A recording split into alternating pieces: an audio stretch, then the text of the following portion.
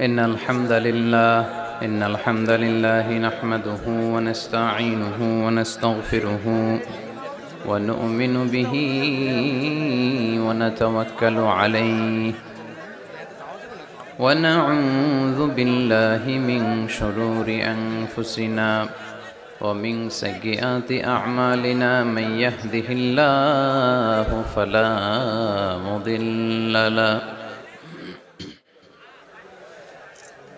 ومن يضلل فلا هادي له أي فلن تجد له وليا مرشدا ونشهد أن لا إله إلا الله وحده لا شريك له هو الذي لا ضد له ولا ند له لا مثل له ولا مثيل له لا وزير له ولا كفيل له لا شبه له ولا شبيه له لا ولد له ولا والد له وهو الواحد الفرد الصمد لم يلد ولم يولد ولم يكن له كفوا أحد ونشهد أن سيدنا ونبينا وحبيبنا وبشيرنا ونذيرنا وطبيبنا وطبيب أرواحنا وحبيبنا وحبيب ربنا محمدا عبد الله ورسوله أرسله بالحق بشيرا ونذيرا وداعيا إلى الله بإذنه وسراجا منيرا أما بعد فقد قال الله تعالى في كلامه المجيد وفي فرقانه الحميد أعوذ بالله من الشيطان الرجيم بسم الله الرحمن الرحيم وسارعوا إلى مغفرة من ربكم وجنة عرضها السماوات والأرض أعدت للمتقين إن الله وملائكته يصلون على النبي يا أيها الذين آمنوا صلوا عليه وسلموا تسليما اللهم صل على محمد وعلى آل محمد كما صليت على إبراهيم وعلى آل إبراهيم إنك حميد مجيد اللهم بارك على محمد وعلى آل محمد كما باركت على إبراهيم وعلى آل إبراهيم إنك حميد مجيد সকল প্রশংসার মালিককে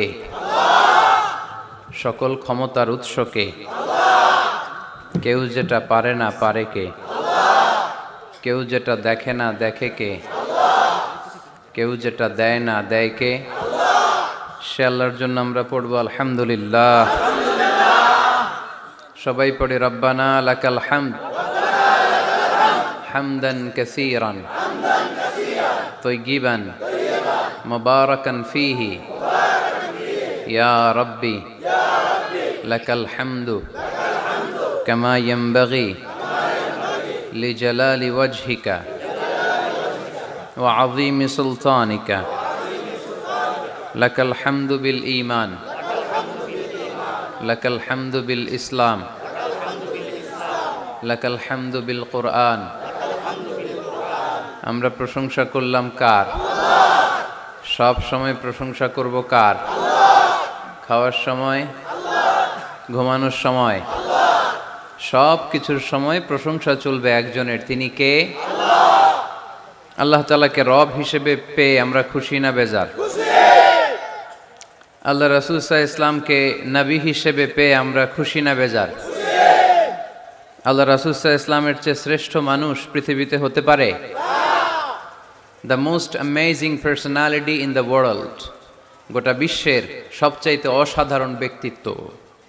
তিনি মানুষ ছিলেন, কিন্তু সাধারণ মানুষ নন, অসাধারণ মানুষ। তিনি মানব, যেন তেন মানব নন, তিনি মহামানব। এজন্য তার প্রশংসা শুধু আমরাই করি না, গোটা বিশ্বের সবাই করে, ঠিক কিনা? বিষ্ণু ঈসা ইসলামকে লোকজন সুপারম্যান বলতে বাধ্য হয়েছে, মানে এমন লোক যে মাটি ধরলে এটা সোনা হয়ে যায়।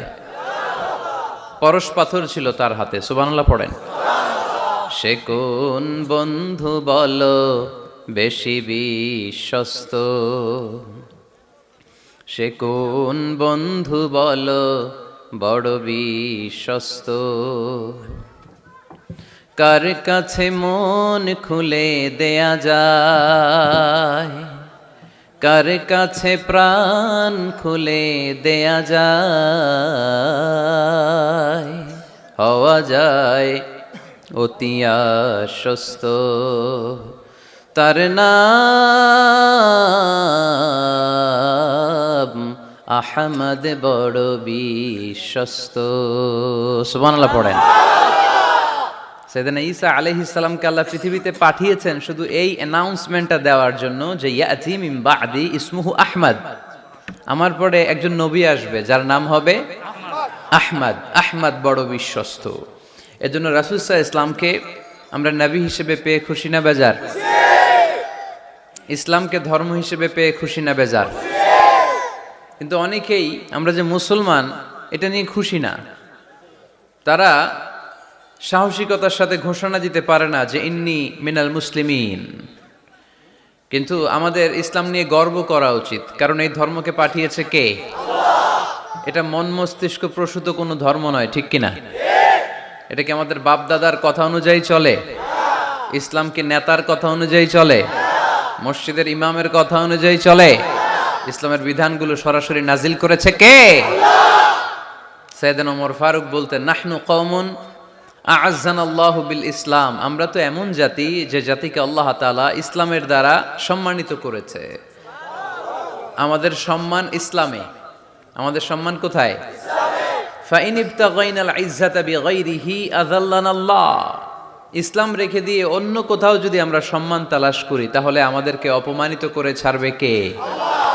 এজন্য আমরা যে মুসলমান এটা বুক ফুলিয়ে বলা যাবে তো? পৃথিবীর সব নবীরা মুসলমান ছিলেন। আল্লাহর দেয়া ধর্মের নাম হচ্ছে ইসলাম, এবং এই ইসলামের বিজয় অবশ্যম্ভাবী। পড়েন সুবহানাল্লাহ।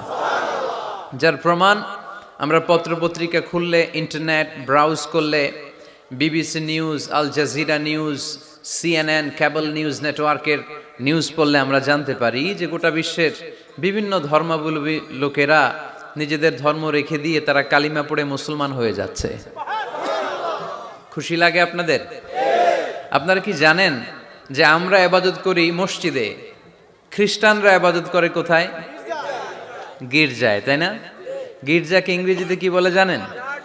চার্চ বলে। তো ইউরোপে এবং আমেরিকাতে যে গির্জাগুলো আছে, এই গির্জাগুলো তারা বিক্রি করতে শুরু করে দিয়েছে। এর কারণ খ্রিস্টানরা তাদের গির্জাগুলোতে ইবাদত করতে যায় না। আমরা তো নামাজ 3 ওয়াক্ত পড়ি, 2 ওয়াক্ত বা 5 ওয়াক্ত, 7 দিনে তো একবার হাজিরা দিতে যাই, ঠিক কিনা?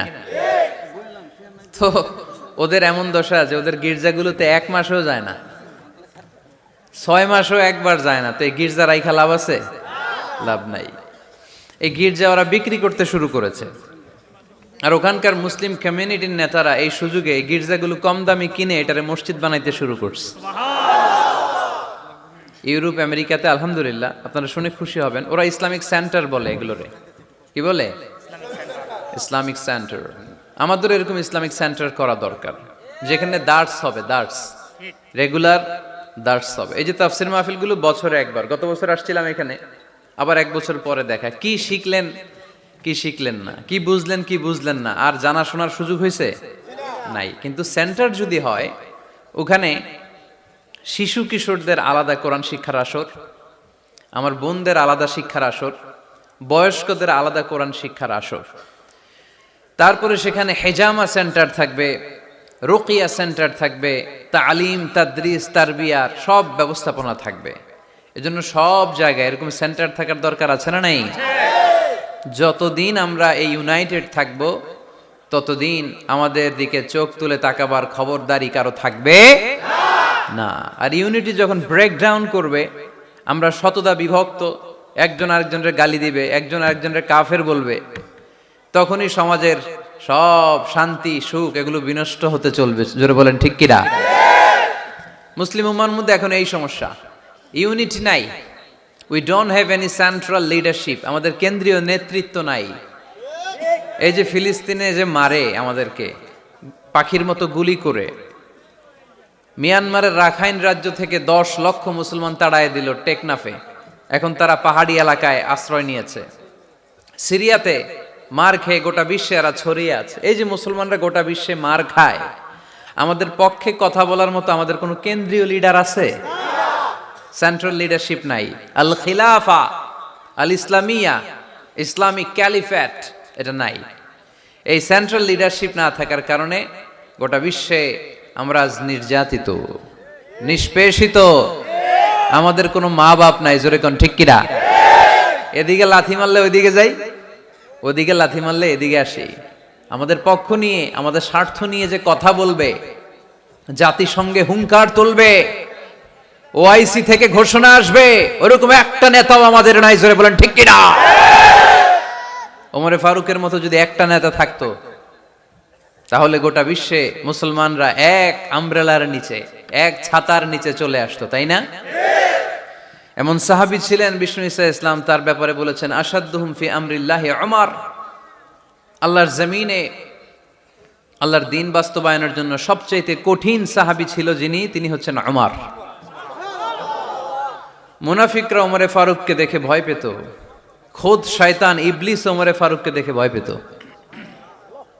আলহামদুলিল্লাহ পড়বেন না? বিষ্ণু ঈসা ইসলাম বলতেন, ওমর তুমি যদি এই রাস্তা দিয়ে হাঁটো আর শয়তান তোমারে দেখে, তাহলে শয়তান এই রাস্তা রেখে দিয়ে অন্য রাস্তা দিয়ে হাঁটে। লা নবিয়্যা বা'দি ওয়ালা রাসূলা।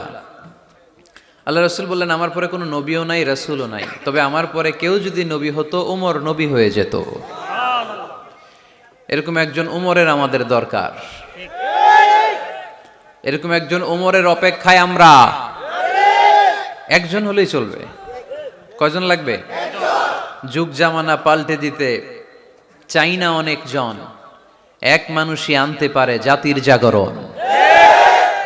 এক মানুষই বিপদকালে বাঁচায় কাফেলায়, ক্ষুদ্র ডিঙ্গি বাঁচায় জাহাজ অসীম দরিয়ায়। কয়জন ওমর দরকার? আমরা সেই ওমরের জন্য অপেক্ষা করছি, যার নেতৃত্বে, যেই আল ইমাম আল মাহদি, যার নেতৃত্বে গোটা বিশ্বে শান্তি সভ্যতা ভদ্রতা আবার প্রতিষ্ঠিত হবে। এক ছাতার নিচে মুসলমানেরা থাকবে, কেউ কারো ব্যাপারে হৃদয়ে কোনো বিদ্বেষ রাখবে, ঘৃণা রাখবে, কেউ কাউকে গালি দিবে না। এই সুসম্পর্ক, এই ঐক্যের জন্যই ইসলাম একসাথে উদখুলু ফিস সিলমি কাফা, পরিপূর্ণভাবে সবাই মিলে ইসলামের রশিকে আঁকড়ে ধরো, তাহলেই বরকত দিবে কে? ওমরে ফারুক বলতেন, নাহনু কওমুন আ'আজ্জানাল্লাহু বিল ইসলাম, আমরা তো এমন জাতি যে জাতিকে আল্লাহ তাআলা ইসলাম দিয়ে সম্মানিত করেছে। আমাদের সম্মান ইসলামে, এখন ইসলাম রেখে দিয়ে অন্য জায়গায় সম্মান খুঁজি, এজন্যই লাথি খাই, এজন্যই অপমানিত, এজন্যই নেতৃত্ব শূন্য। জোরে বলেন ঠিক কিনা? গোড়ার দিকে যদি না যায়, মূলের দিকে যদি ফিরে না আসে, আমাদেরকে গালি দেয় মৌলবাদ। মৌলবাদ মানে হচ্ছে যে মূলের দিকে ফিরে আসে, return back to the root. শিখড় থেকে, শেকড় থেকে শিখরে। শিখরে যেতে হলে আগে শেকড়ে যেতে হবে, জোরে বলেন ঠিক কিনা? এজন্য ঐক্যের কোনো বিকল্প নাই। আমি আমার আলোচনার শুরুতেই এই মেসেজটা আপনাদের কাছে ড্রপ করতে চাই যে আসুন আমরা কাদা ছোড়াছুড়ি ছেড়ে দেই, হিংসা বিদ্বেষ ভুলে যাই, হৃদয়টারে সবার জন্য উজাড় করে দেই। মুমিনদের হৃদয়ে থাকবে সবার জন্য ভালোবাসা। কি থাকবে? আল্লাহ রাসূল সাল্লাল্লাহু আলাইহি ওয়াসাল্লাম মক্কা থেকে যখন মদিনাতে গেলেন, তিনি দেখলেন দলে দলে লোকজন কালিমা পড়ে মুসলমান হচ্ছে। বড় একটা মুসলিম কমিউনিটি গড়ে উঠলো। আল্লাহ রাসূল সাল্লাল্লাহু আলাইহি সাল্লাম খেয়াল করে দেখলেন ওখানে শুধু মুসলিম কমিউনিটি নয়, ওখানে জিউস কমিউনিটি আছে, মানে ইহুদি কমিউনিটি। মদিনাতে ইহুদিরাও থাকতো। আবার খেয়াল করে দেখলেন আশেপাশে খ্রিস্টান কমিউনিটিও আছে। তাহলে মোট কয়টা কমিউনিটি হইল? রাসূল সাল্লাল্লাহু আলাইহি সাল্লাম এই তিন দলকে নিয়ে একটা চার্টার করলেন। চার্টার, ইতিহাসে এটা মদিনা চার্টার নামে পরিচিত, মদিনা সনদ। সুবহানাল্লাহ পড়েন। তিন ধর্মের লোক, তিন জাতি একসাথে থাকে, আর আমরা এক বাঙালি এক দেশে থাকতে পারি না। এক দল আরেক দলরে বলে তুমি ভারতপন্থী, ওই দল আরেক দলরে বলে তুমি পাকিস্তানপন্থী। বাংলাদেশপন্থী কেউ হতে চায় না। আমরা কোন পন্থী? জোরে বলতে হবে। দেশের স্বার্থটারে সামনে নিয়ে আসতে হবে। তো সম্মানিত সুধী, রাসূল সাল্লাল্লাহু আলাইহি ওয়াসাল্লাম ইহুদিদের সাথে বসেছেন। মদিনা চার্টারে যদি তিন ধর্মের লোক থাকে, মানে Muslim community, Jews community and the Christian community যদি থাকে, তার মানে এই মদিনা সনদের মধ্যে স্বাক্ষর করেছিল তিন কমিউনিটির নেতারা। ইহুদিরাও ছিল, খ্রিস্টানরাও ছিল। তো আল্লাহ রাসূল সাল্লাল্লাহু আলাইহি ওয়াসাল্লাম ইহুদিদের সাথে বসেছেন, চুক্তি করেছেন 10 বছরের, লম্বা সময়ের। খ্রিস্টানদের সাথে চুক্তি করেছেন। রাসূল সাল্লাল্লাহু আলাইহি ওয়াসাল্লাম খ্রিস্টানের সাথে বসতে পারে, ইহুদির সাথে বসে সনদ তৈরি করতে পারে, মদিনার সনদ। কিন্তু আমরা মুসলমানের সাথে বসতে পারি? একজন আরেকজনের ছায়া দেখতে পারে না। হিংসা, বিদ্বেষ, জেলাসি, অহংকার, ঠিক কিনা? লা ইয়াদখুলুল জান্নাতা মান কানা ফি কলবিহি হাববাতু খারদাল মিনাল কিবর। যার অন্তরে যাররা পরিমাণ অহংকার থাকে, সে কশিনকালেও আল্লাহর জান্নাতে প্রবেশ করতে পারবে না। আমরা যেন এই অহংকার থেকে মুক্ত হতে পারি। আমরা যেন ব্রড মাইন্ডেড হতে পারি। আমরা যেন ভিন্ন মতের লোকদেরকে রেসপেক্ট করতে পারি। ভিন্ন মতকেও যেন আমরা সহ্য করতে পারি। আমাদের দেশে এত কাদা ছোড়াছুড়ি, এত মারামারি কেন জানেন? আমরা ভিন্ন মতকে দমন করতে চাই, ভিন্ন মতকে আমরা স্পেস দিতে চাই না, ফলেই এত ঠেলাঠেলি। এজন্য মতামত বিভিন্ন থাকবে। This is the beauty of Islam, unity in diversity. Unity in diversity, ঐক্য হবে বৈচিত্র্যের মাঝে। আমাদেরকে ঐক্য খুঁজতে হবে। এক একজন এক এক চেহারা। এই তুমি কালা হইলা কেন, তুমি খাটো হইলা কেন, তুমি লম্বু কেন, এরকম বললে চলবে? এই মেয়ে তুমি বিএনপি করো কেন, তুমি জামাত ইসলাম করো কেন, সব আওয়ামী লীগ হয়ে যাও, বলা যাবে? তুমি এই পীর সাহেবের মুরিদ কেন, আমি যে পীর সাহেবের মুরিদ হইছি ওইখানে আসো না কেন, বলা যাবে না। Unity in diversity. রাসূল সাল্লাল্লাহু আলাইহি ওয়াসাল্লাম ইহুদিদেরকে স্পেস দিয়েছেন, খ্রিস্টানদেরকে স্পেস দিয়েছেন। মনে রাখতে হবে, ঐক্য প্রক্রিয়ার নাম হচ্ছে, এটা এমন একটা প্রক্রিয়া যেখানে সবাই একই চিন্তা চেতনা পোষণ করবে এমনটা নয়, বরং এক একজনের এক এক চিন্তা, কিন্তু মৌলিক বিষয়ে সবাই এক। ইউনিটি ইন ডাইভার্সিটি, বৈচিত্র্যের মাঝে আমাদেরকে ঐক্য খুঁজতে হবে। প্রিয় ভাইরা, কথা বুঝতে পেরেছেন? আপনারা কি ঐক্যের পক্ষে না বিপক্ষে? আমরা যেন ঐক্যবদ্ধ হতে পারি, আল্লাহ তুমি তৌফিক দান করো। আমরা যেন হিংসা বিদ্বেষ ভুলে যে ইসলামের কল্যাণে কাজ করতে পারি, তুমি তৌফিক দান করো। আরো জোরে পড়ি আমিন। লক্ষ্মীপুর দৌলত খাঁ বাড়ির যুব সমাজের উদ্যোগে আজকের 2 দিনব্যাপী তাফসীরুল কোরআনের মাহফিলের সমাপনী রজনী। আজকের প্রোগ্রামের সম্মানিত সভাপতি হচ্ছেন অধ্যক্ষ গোলাম সারোয়ার সাঈদী পীর সাহেব, আড়াইবাড়ি দরবার শরীফ, আমার প্রিয় নানা ভাই। উনি ফোন করে বললেন যে আসবেন প্রোগ্রামে আর কি। তো আসতেছেন আমার সাথে দেখা করার জন্য। অনেকদিন দেখা হয় না, মাঝখানে মালয়েশিয়াতে গিয়েছিলেন। 2 নানা নাতি মিলে ঘুরছি অনেক জায়গায়। মালয়েশিয়ার এক মন্ত্রণালয়েও আমরা অনেক ঘুরলাম, অনেকের সাথে আমরা মিটিং করলাম। তো হঠাৎ করে শুনলাম এখন স্টেজে ওঠার আগে নানা ভাই অসুস্থ হয়ে গেছেন, শ্বাসকষ্ট হচ্ছে, আসার কথা ছিল, এখন হসপিটালে যাবেন। তো আমরা আমার প্রিয় নানা ভাইয়ের জন্য সবাই মিলে আজকের প্রোগ্রাম থেকে দোয়া করি, আল্লাহ তাআলা যেন শিফায়ে কামেলা আজেলা নাসিব করে, খুব দ্রুত সুস্থ হয়ে আবার যেন দাওয়াতি কাজে মনোনিবেশ করতে পারে, আল্লাহ তৌফিক দান করুক। আজকের প্রোগ্রামের সহসভাপতি হচ্ছেন মাওলানা আমিরুল ইসলাম সিদ্দিকী, খতিব, লক্ষ্মীপুর কেন্দ্রীয় জামে মসজিদ। আসছেন উনি? আচ্ছা, আপনি।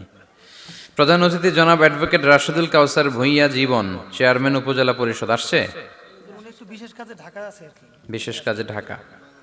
বিশেষ অতিথি জনাব ইখতিয়ার আলম রনি, সাধারণ সম্পাদক বাংলাদেশ আওয়ামী লীগ, ৯ নং কায়েমপুর ইউনিয়ন শাখা। আসছে?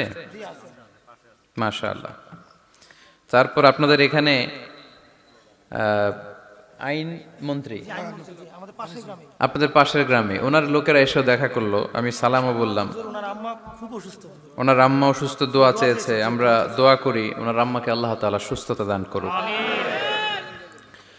সম্মানিত ভাইরা, আমরা আর কথা না বাড়িয়ে সরাসরি আলোচনায় চলে যাই। আমি আপনাদের খেদমতে পবিত্র কালামুল্লাহ মাজিদের সূরাত আলে ইমরানের 133 নম্বর আয়াত তেলাওয়াত করেছি। সূরাটার নাম হচ্ছে সূরাত আলে ইমরান, ইমরানের বংশধর। ইমরান কে ছিল আপনারা জানেন? মারিয়াম আলাইহিস সালামের পিতা, ঈসা আলাইহিস সালামের নানা। সুবহানাল্লাহ পড়বেন না? ওনাদের ফ্যামিলিটা আল্লাহ তাআলার কাছে এতটাই পছন্দনীয় ছিল যে এই ফ্যামিলির নামে আল্লাহ কোরআনে একটা সূরাই দিয়ে দিলেন, আলে ইমরান। আরবিতে পরিবার বা ফ্যামিলি, এটা বোঝানোর জন্য আরবিতে দুইটা শব্দ ব্যবহার হয়, এক হচ্ছে আহাল আর একটা আল। আহাল এটা সম্মানিতদের ক্ষেত্রেও হয়, আবার সাধারণ মানুষদের ক্ষেত্রেও হয়। যেমন রাসূল সাল্লাল্লাহু আলাইহি ওয়াসাল্লামের পরিবারবর্গ, ওনারা অনেক সম্মানিত। তো আল্লাহ রাসূল সাল্লাল্লাহু আলাইহি ওয়াসাল্লামের পরিবারের ক্ষেত্রে বলা হয় আহলে বাইত। আবার আমার পরিবার, আপনার পরিবার, আমাদের পরিবার বা স্ত্রী, এটা বোঝাতেও আরবিতে আহাল শব্দটা ব্যবহৃত হয়। কিন্তু আল শব্দটা সাধারণ কোনো ফ্যামিলির ক্ষেত্রে আল্লাহ ব্যবহার করেন নাই। ভালো হোক বা খারাপ হোক, সম্ভ্রান্ত হওয়া লাগবে, ডিগনিফাইড এন্ড প্রেস্টিজিয়াস ফ্যামিলির হওয়া লাগবে। ডিগনিফাইড ফ্যামিলির যদি হয়,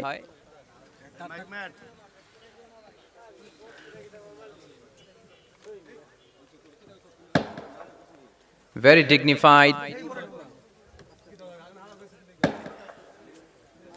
and prestigious family যদি হয়, হয়েছে? এই তো ঠিক হয়ে গেছে, বসো বসো বসে যাও।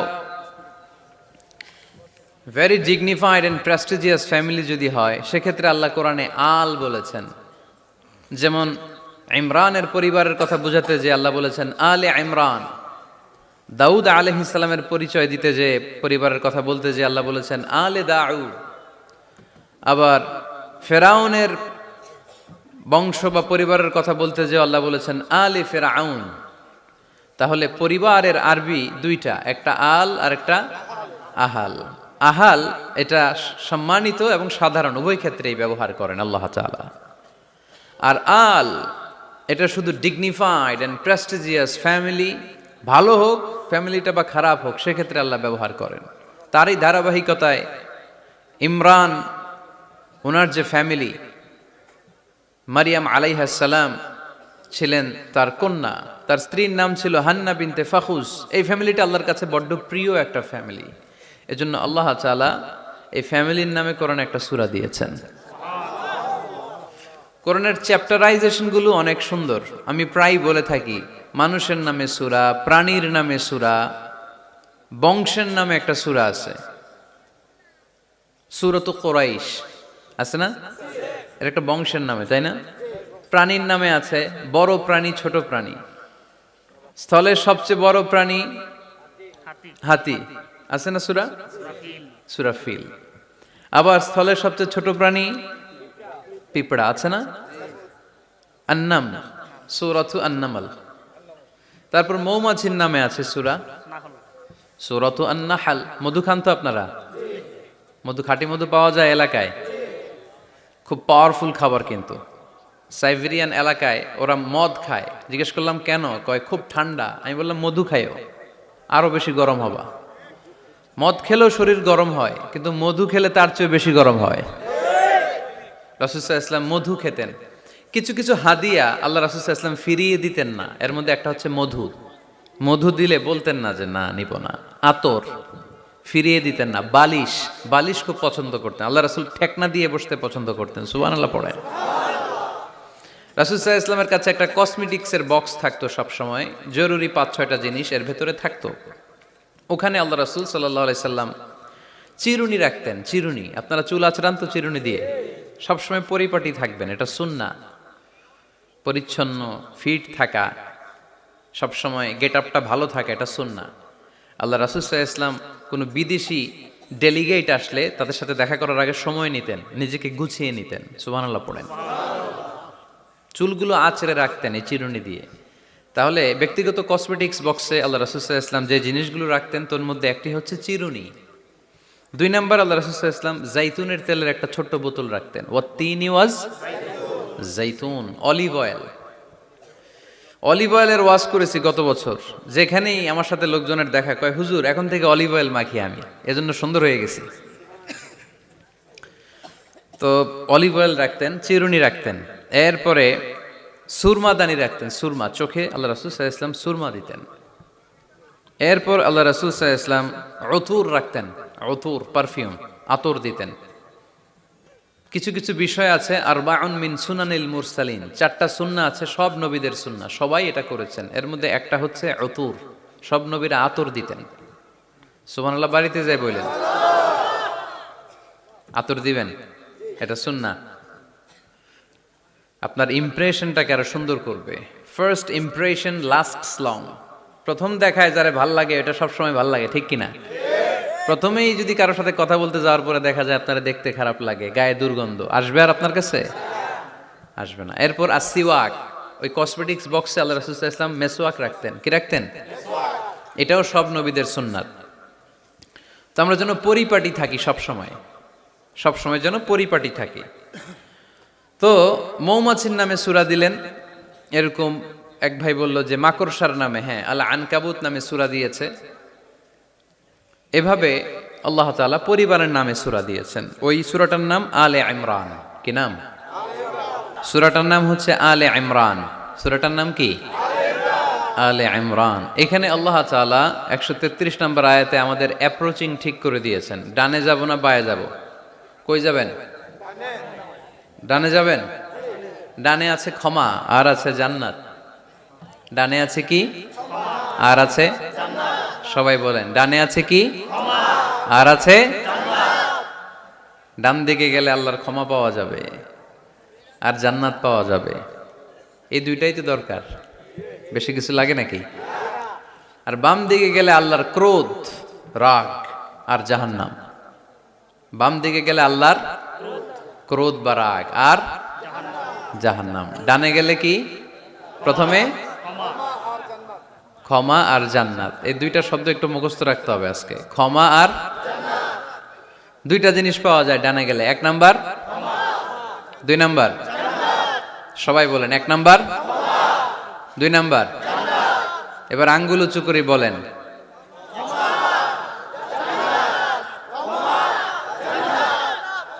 মাশাআল্লাহ। তাহলে ডানে গেলে পাওয়া যায় ক্ষমা আর জান্নাত, বায়ে গেলে পাওয়া যায় আল্লাহর ক্রোধ বা রাগ আর জাহান্নাম। Now the decision is yours. সিদ্ধান্ত আপনাদের। Where to go, where to approach and where to proceed, where to move on. কোন দিকে যাবেন? এই কয়েকজনের সিদ্ধান্ত ডানে, বাকিদের? আপনাদেরও ডানে। যারা দাঁড়ায় আছেন তাহলে আওয়াজ করে বলতে হবে ছুটবো কোথায়, ডানে না বায়ে? আল্লাহ এটাই বলেছেন, ওয়াসারিউ ইলা মাগফিরাতিন মির রাব্বিকুম ওয়া জান্নাতিন আরদুহাস সামাওয়াতু ওয়াল আরদ। ছোট, সারিউ মানে ছোট। যারা আলেম আছেন তারা জানেন সারিউ মানে কি? ছোট। ধাবিত হও, ইলা মাগফিরাতিম মির রাব্বিকুম, তোমার রবের পক্ষ থেকে ক্ষমার দিকে, ওয়া জান্নাতিন, আর এমন জান্নাতের দিকে, আরদুহাস সামাওয়াতু ওয়াল আরদ, যে জান্নাতের বিস্তৃতি হচ্ছে আকাশ জমিন বিস্তৃত। পড়েন সুবহানাল্লাহ। তাহলে আল্লাহ ডান দিকে ছুটতে বললেন, ক্ষমার দিকে ছোট, জান্নাতের দিকে ছোট। ক্ষমা লাভের প্রতিযোগিতা করো, জান্নাত লাভের প্রতিযোগিতা করো। কিন্তু আমরা কি ক্ষমা আর জান্নাত লাভের প্রতিযোগিতা করি? আমরা কি ভালো কাজের প্রতিযোগিতা করি? আল্লাহ বললেন ফাস্তাবিকুল খায়রাত, ভালো কাজের জন্য প্রতিযোগিতা করো। আমরাও প্রতিযোগিতা করি খারাপ কাজের, তাই না? দুনিয়া কামানোর প্রতিযোগিতা করি আমরা। কি করে বেশি অর্থ উপার্জন করে যায়, হালাল পন্থায় হোক বা হারাম পন্থায় হোক, টাকা কামানোর প্রতিযোগিতা আছে না নাই? ক্ষমতার দাপট দেখিয়ে লড়াইয়ে টিকে থাকার প্রতিযোগিতা করি আমরা, জোরে কোন ঠিক কিনা? আমরা প্রাসাদ বানানোর প্রতিযোগিতা করি, আমরা বিশ্ব সুন্দরীর প্রতিযোগিতা করি, আমরা প্রতিযোগিতা করি কে হবে মাসুদ রানা। এটাও জানেন আপনারা? কে হবে সৎ মানুষ, কে হবে আদর্শ বাংলাদেশী, এরকম প্রতিযোগিতা আছে। সবাই কি হইতে চায়?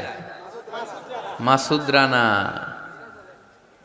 বিশ্ব সুন্দরীর প্রতিযোগিতা, মাসুদ রানার প্রতিযোগিতা, টাকা কামানোর প্রতিযোগিতা, ক্ষমতার লড়াইয়ে টিকে থাকার প্রতিযোগিতা। কিন্তু আল্লাহ বললেন নো, ফাস্তাবিকুল খায়রাত, ভালো কাজের প্রতিযোগিতা করো। আল্লাহ বুঝাতে চাইলেন দুনিয়ার ক্ষণস্থায়ী প্রতিযোগিতায় নেমে সময় নষ্ট করো না, ভালো কাজের প্রতিযোগিতা করো। আর ক্ষমার জান্নাত লাভের জন্য ছোট। এটা এমন জান্নাত যেই জান্নাতটা আকাশ জমিন বিস্তৃত। সুবহানাল্লাহ। ওয়াসারিউ ইলা মাগফিরাতিম মির রাব্বিকুম ওয়া জান্নাতিন আরদুহাস সামাওয়াতু ওয়াল আরদ উইদ্দাত লিল মুত্তাকিন। সুবহানাল্লাহ পড়েন। ও আমার গোলামেরা, আমার বান্দারা, ছোট, দৌড়াও, জান্নাতের দিকে দৌড়াও, ক্ষমার দিকে দৌড়াও। ক্ষমা অর্জনের জন্য প্রতিযোগিতা করো, জান্নাত লাভের প্রতিযোগিতা করো। এমন জান্নাত আরদুহাস সামাওয়াতু ওয়াল আরদ, যেই জান্নাত আকাশ জমিন পর্যন্ত বিস্তৃত, বিশাল জান্নাত। জান্নাতে কি ধাক্কাধাক্কি আছে? ঠেলাঠেলি, জায়গা নিয়ে মারামারি? আমাদের বাংলাদেশে জায়গা নিয়ে মারামারি আছে না নাই? কোর্ট পর্যন্ত গড়ায়, তাই না? সামান্য 1 বিঘা জায়গার জন্য কোথায় চলে যায়? কোর্টে। কোর্ট পর্যন্ত গড়ায়। কিন্তু জান্নাতে এই জায়গা নিয়ে ধাক্কাধাক্কি হবে? বিশাল জান্নাত, বিশাল জান্নাত। সর্বশেষ যেই লোকটা 1000 বছর জাহান্নামে পড়ার পরে জান্নাতে ঢুকবে, ওই লোকের জান্নাতের যে সাইজ হবে, এটা এই দুনিয়ার সাইজের 10 গুণ বড় হবে। আগের কালে আমাদের যে দরজাগুলো ছিল গ্রাম বাংলায়, দরজাগুলোর 2টা কপাট ছিল, জানেন? 2টা কপাট একসাথে আইনার পরে তালা লাগাইতো। এখনই না 1 কপাটের দরজা শার্ট করে খুলে যায়। এখনো আছে? তো আল্লাহ রাসূল সাল্লাল্লাহু আলাইহি ওয়াসাল্লাম বললেন জান্নাতের যে দরজার 2টা কপাট, এই 2টা কপাটের একটা কপাট কত বড় শোনো। ইন্না আল মিসরাআইন মিন মাসারি'আল জান্নাহ মা বাইনা মাক্কাহ ওয়া হাজার। জান্নাতের 2 দরজার 2 কপাটের একটার সাইজ হচ্ছে সৌদির মক্কা শহর থেকে বাহরাইনের হাজার শহর যত দূর, জান্নাতের একটা কপাটের দূরত্ব তত দূর। এর মানে হচ্ছে সৌদির মক্কা শহর থেকে বাহরাইন যত দূর, ওই হিসাবে কয়েকশো কোটি লোক, কয়েকশো একসাথে জান্নাতে ঢুকবে। এক ধাক্কায় কয়েকশো কোটি কিংবা কয়েক হাজার কোটি ঢুকে যাবে। তাহলে ওই জান্নাতে কোনো ধাক্কাধাক্কি, ঠেলাঠেলি, কিলাকিলি? সুবহানাল্লাহ পড়েন। ওয়াসারিউ ইলা মাগফিরাতিম মির রাব্বিকুম ওয়া জান্নাতিন আরদুহাস সামাওয়াতু ওয়াল আরদ উইদ্দাত লিল মুত্তাকিন। আল্লাহ বললেন ক্ষমার দিকে ছোট, আর এমন জান্নাতের দিকে ছোট যেই জান্নাতটা আকাশ জমিন বিস্তৃত। উইদ্দাত লিল মুত্তাকিন, মুত্তাকিনদের জন্য এই জান্নাতকে তৈরি করে রেখেছে কে? আল্লাহ। তার মানে জান্নাত একটা সাম্প্রদায়িক জায়গা, জান্নাত একটা কি জায়গা? যেখানে মুত্তাকিরা ছাড়া কেউ ঢুকতে পারবে নাকি সবাই ঢুকতে পারবে? সবাই ঢুকতে পারবে না, ওখানে শুধু মুত্তাকিনরা ঢুকতে পারবে। উইদ্দাত লিল মুত্তাকিন, এটা মুত্তাকিনদের জন্য আল্লাহ তাআলা তৈরি করে রেখেছে। হাদিসে কুদসিতে আল্লাহ তাআলা বলেছেন, এই উইদ্দাতের এই শব্দের ব্যবহারই করেছেন, আ'দাতু লিইবাদিয়াস সলিহিন, আমি আমার নেককার বান্দাদের জন্য এমন জান্নাত বানিয়েছি, মা লা আইনুন রাআত, পৃথিবীর কোনো চোখ ওই জান্নাতের সৌন্দর্য দেখে নাই। ওয়ালা উযুনুন সামিআত, পৃথিবীর কোনো কান জান্নাতের কোনো সুন্দর শব্দের আওয়াজ শুনে নাই। ওয়ালা খাতারা আলা কলবি বাশার, মানুষ কল্পনাও করতে পারবে না যে জান্নাত কত সুন্দর। সুবহানাল্লাহ, আরো আসতে পড়েন। আল্লাহ বললেন, উইদ্দাত লিল মুত্তাকিন, আমি আমার মুত্তাকিন বান্দাদের জন্য তৈরি করেছি। মুত্তাকিরা ছাড়া কেউ জান্নাতে প্রবেশ করতে পারবে নাকি? পারবে না। এখন মুত্তাকি কারা, তাদের বর্ণনা আল্লাহ সামনে দিবেন, শুনবেন আপনারা? আচ্ছা, এটা হচ্ছে কোরআনের একটা বর্ণনা ভঙ্গি। কোরআনের মধ্যে অনেক বেশি কোহেরেন্স আছে, সিকোয়েন্সটা অনেক সুন্দর। যখনই আল্লাহ বলবেন কাফিরিন, কাফের কারা, তার বর্ণনা দিবেন। এরপর যখন আল্লাহ বলবেন মুনাফিকিন, মুনাফিকিন কারা, আল্লাহ বর্ণনা দিবেন। এরপর যখনই আল্লাহ বলেছেন মুত্তাকিন, মুত্তাকিন কারা, তারপরে তার বর্ণনা দিবে। সুবহানাল্লাহ পড়েন।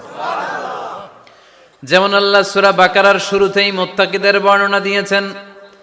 আল্লাহ দ্ব্যর্থহীন কণ্ঠে ঘোষণা করে বলেছেন, যালিকাল কিতাবু লা রাইবা ফীহি হুদাল লিল মুত্তাকিন, এই কিতাবটা এমন কিতাব যেই কিতাবে কোনো সন্দেহ নাই, আর এটা হুদাল্লিল, সবাই বলেন হুদাল্লিল, এটা মুত্তাকিদের জন্য পথ প্রদর্শনকারী। যে কাউকে এই কিতাব পথ দেখায় না।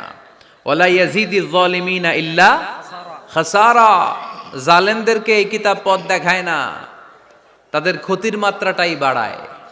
মুত্তাকিদের পথ দেখায়, জালেমদের ক্ষতির মাত্রা বাড়ায়। দোষ কি কোরআনের? কোরআনের না। যেমন দুধ, এটা সবার উপকারে আসে না, কিন্তু দোষটা কি দুধের? দুধ হচ্ছে সুষম খাবার, এটার মধ্যে খাদ্য উপাদানের যে 6টা পোরশন সবটাই আছে, কিন্তু সবাই হজম করতে পারে না। পেট যদি খারাপ হয় দুধ খাওয়া যাবে? তাহলে দোষ কি দুধের না যার পেট খারাপ তার? সুবহানাল্লাহ পড়েন। কোরআনের কোনো দোষ নাই, এটা হুদাল্লিল মুত্তাকিন, এটা মুত্তাকিদের জন্য পথ প্রদর্শনকারী। মুত্তাকি কারা? আল্লাযীনা ইউমিনুনা বিল গায়ব ওয়া ইউকিমুনাস সালাতা ওয়া মিম্মা রাযাকনাহুম ইউনফিকুন। আল্লাহ ওইখানে বর্ণনা দিলেন একভাবে, এই জায়গায় আল্লাহ তাআলা মুত্তাকিদের বর্ণনা দিলেন আরেকভাবে। সুবহানাল্লাহ পড়েন। আল্লাহ বললেন, উইদ্দাত লিল মুত্তাকিন, এই ক্ষমা, এই জান্নাত যেই কাউকেই দেয়া হবে না, যারা মুত্তাকিন তাদেরকেই দেয়া হবে। সুবহানাল্লাহ। তাহলে আজকে আমরা মুত্তাকি হয়ে ফিরে যেতে চাই। 3 জন চাই শুধু, এখন 15-20 জন হয়েছে। সবাই চান? এলাকার লোকদের একটু গলায় সাউন্ড কম এমনি আগে থেকেই, তাই না? কিছু এলাকা আছে, আমরা তো সারা দেশ চড়ে বেড়াই। We move from the one corner of the country to the another corner. আজকে আছি সকালে এখানে, এরপরে চলে গেছি কক্সবাজার, এরপর আবার খুলনা। তো আমরা জানি কাদের গলায় জোর বেশি। ফেনীতে, নোয়াখালীতে বক্তার কথা কওয়া লাগে না, কথা কয় শ্রোতারা। আমরা ক বললে টাইনা নিয়ে ওটার কলিকাতা বানাইয়া স্লোগান। কলিকাতা কই নাই আমি, শুধু ক বলছি। কি বলছি? ওটার টাইনা কি বানাইছে? কলিকাতা। তো শ্রোতাদের একটা বড় রোল আছে, they have huge role in this তাফসীর প্রোগ্রাম। আপনাদের একটা ভালো রোল প্লে করতে হবে। আপনারাই পারেন আমাদের থেকে আলোচনা বের করে নিয়ে আসতে। আপনারা যদি জিমাইতে থাকেন আর আমি যদি গুতায় আওয়াজ বের করতে না পারি, আমার ভেতর থেকে কথা বেরোবে না। আর আপনারা যদি প্রাণবন্ত থাকেন, সজীব থাকেন শেষ পর্যন্ত, তাহলে কোরআনের সুন্দর সুন্দর কথাগুলো আল্লাহ আমার মুখ দিয়ে বের করায় দিবে। আমরা আজকে কি হয়ে ফিরে যেতে চাই? নাকি মাসুদ রানা? কি হইতে চাই? তাহলে রিয়েলিটি শো একটা এরকম হওয়া দরকার। কে হবে? মুত্তাকি। কিন্তু রিয়েলিটি শো এর নাম কে হবে? মাসুদ রানা। আমরা মাসুদ রানা হতে চাই না, আমরা মুত্তাকি হতে চাই। ইনশাআল্লাহ পড়েন। আল্লাহ এখানে মুত্তাকিনদের 5টা গুণের কথা বলেছেন। কয়টা? একটু মিলায়ে দেখবো আজকে আমরা যে এই 5টা গুণ আমাদের মধ্যে আছে কিনা। যদি থাকে ওয়েল এন্ড গুড, আলহামদুলিল্লাহ। যদি না থাকে তাহলে এই 5টা গুণ নিজেদের মধ্যে ধারণ করার দরকার আছে না নাই? কথা খুব সোজা সাপটা। যদি এগুলো নিয়ে যেতে পারেন দেন আওয়ার ওয়াজ ইজ সাকসেসফুল, তা না হইলে কোনো লাভ নাই। কোনো লাভ আছে? এত ক্যামেরা, এত লাইটিং ফাইটিং করে কি লাভ? এই যে ছুটে আসছেন শীতের রাত, আমি তো এত জেলায় ঘুরলাম, এরকম শীত পাই নাই। আপনাদের লক্ষ্মীপুরে যেই শীত, মাশাআল্লাহ, আমি গাড়ি থেকে বেরোই কাঁপতে শুরু করছি, খুব ঠান্ডা লাগতেছিল আমার কাছে। তো এই যে শীতের রাতে মাফলার টাফলার পেঁচায় অনেক রাত পর্যন্ত আপনার দাঁড়ায় দাঁড়ায় শুনবেন, হিসাব খুব সোজা সাপটা। মুত্তাকি হয়ে ফিরে যেতে চাই, জীবন পাল্টাতে চাই, সময় নষ্ট করতে আসি নাই। সময়ের অনেক দাম, সময়ের দাম দিতে শিখেন। সময়গুলো অনেক দামি। সো আজকের আলোচনা থেকে আমরা কিছু নিয়ে যাব, শিখে যাব। আর কি হয়ে ফিরে যাব? বৈশিষ্ট্য কয়টা? তাহলে একটু চেক করবো যে আছে কিনা আমাদের মধ্যে এই গুণগুলা। থাকলে ভালো, অনেকের হয়তো আছে। যদি না থাকে এগুলো আমাদের ধারণ করতে হবে। কথা কি ক্লিয়ার না? আলহামদুলিল্লাহ। মুত্তাকির প্রথম বৈশিষ্ট্য আল্লাযীনা ইউনফিকুনা ফিস সাররাই ওয়াদ দাররা। মুত্তাকিনরা সুখে দুঃখে সব সময় দান করে, সচ্ছল অসচ্ছল উভয় অবস্থায় দান করে। সচ্ছল অবস্থায় তারা বেশি দান করে, কিন্তু অসচ্ছল অবস্থায়ও করে। বেশি হয়তো করে না, কিন্তু কম করে করে, কিন্তু দান করে। এজন্য আল্লাহ বলেন আল্লাযীনা ينفقون في السراء والضراء والكاظمين الغيظ والعافين عن الناس والله يحب المحسنين سبحان الله। আমার মুত্তাকি বান্দাদের প্রথম বৈশিষ্ট্য ইউনফিকুনা ফিস সাররাই ওয়াদ দাররা, সুখে দুঃখে সচ্ছল কিংবা অসচ্ছল যে অবস্থায় থাকুক না কেন তারা আমার রাস্তায় দান করে। দান করলে খুশি হয়ে যায় কে? আল্লাহ। সাদাকা করলে আপনারে পছন্দ করবে কে? আল্লাহ। যাকাত দিলে পছন্দ করে কে? আল্লাহ। দে যাকাত, দে যাকাত তোরা দে রে যাকাত, দে যাকাত, দে যাকাত তোরা দে রে যাকাত। তোর দিল খুলবে পরে আগে খুলুক হাত, দে যাকাত, দে যাকাত তোরা দে রে যাকাত। পড়েন আমিন। দিল পরে খুলবে, আগে হাত খুলতে হবে। উপরের হাত নিচের হাতের চাইতে সেরা। যে ব্যক্তি নেয় তারে আল্লাহ পছন্দ করে না, যে ব্যক্তি দেয় তারে ভালোবাসে কে? আল্লাহ। আল্লাযীনা ইউনফিকুনা ফিস সাররাই ওয়াদ দাররা। আমার মুত্তাকি বান্দারা সুখে দুঃখে সচ্ছল অসচ্ছল উভয় অবস্থায় আমার রাস্তায় দান করে। তার মানে মুত্তাকি যদি নিজেকে মুত্তাকি হিসেবে এস্টাবলিশ করতে চান, দান করার ধারাবাহিকতাটা অব্যাহত রাখতে হবে, থামানো যাবে না। একটা সময় ভালো যাচ্ছে আমার, বেশি করে দিচ্ছি, আবার সময় খারাপ যাচ্ছে, কম করে দিব, কিন্তু দিব। দেওয়ার ধারাবাহিকতা থামানো যাবে? কেউ এসে আপনার কাছে চাচ্ছে, এই যে আপনি দিতে পারতেছেন, এই তৌফিকটা দিল কে? আল্লাহ। প্রাইভেট কারে চড়ে চড়ে আপনি ঘুরে বেড়ান, জ্যামে গাড়ি আটকালে গ্লাসে এসে নক করে, পথবঞ্চিত শিশুরা আহা খেতে পায় না, বৃষ্টিতে ভিজে ভাঙ্গা একটা থালা নিয়ে স্যার 2টা টাকা দেন। অনেকে ধমক দিয়ে তাড়িয়ে দেয়। এই যে আপনি ধমক দিছেন, ওরে প্রাইভেট কারে বসাইতে পারে কে? আপনার হাতে ভাঙ্গা থালা দিয়ে রাজপথে নামায় দিতে পারে কে? এজন্য আল্লাহ বললেন আমি দেয়ার মালিক, তুমি দাও, তুমি দিলে তোমার হাত আমি ভরে দেব। আল্লাহু আকবার। মদিনার জমিনে সবচাইতে গরীব সাহাবীর নাম ছিল সাইয়েদনা বেলাল আল হাবাশী রাদিয়াল্লাহু তাআলা আনহু। বিশ্বনবীর খাস মুয়াজ্জিন, ইথিওপিয়া থেকে ইসলামের সুশীতল ছোঁয়ায় এসে মদিনায় বিশ্বনবীর হাতে হাত রেখে কালিমা পড়ে মুসলমান হয়েছে। দেখতে ছিল কুচকুচে কালো, কিন্তু হৃদয়টা ছিল সাদা। মদিনার সবচাইতে গরিব সাহাবী, লজ্জাস্থান ঢাকার মতো একটা লুঙ্গি ছিল, এছাড়া আর কিছু ছিল না। শুধু আমাদের লজ্জাস্থান ঢাকার মতো একটা লুঙ্গি আছে, আর কিছু নাই, এরকম কে কে আছেন? হাত তোলেন।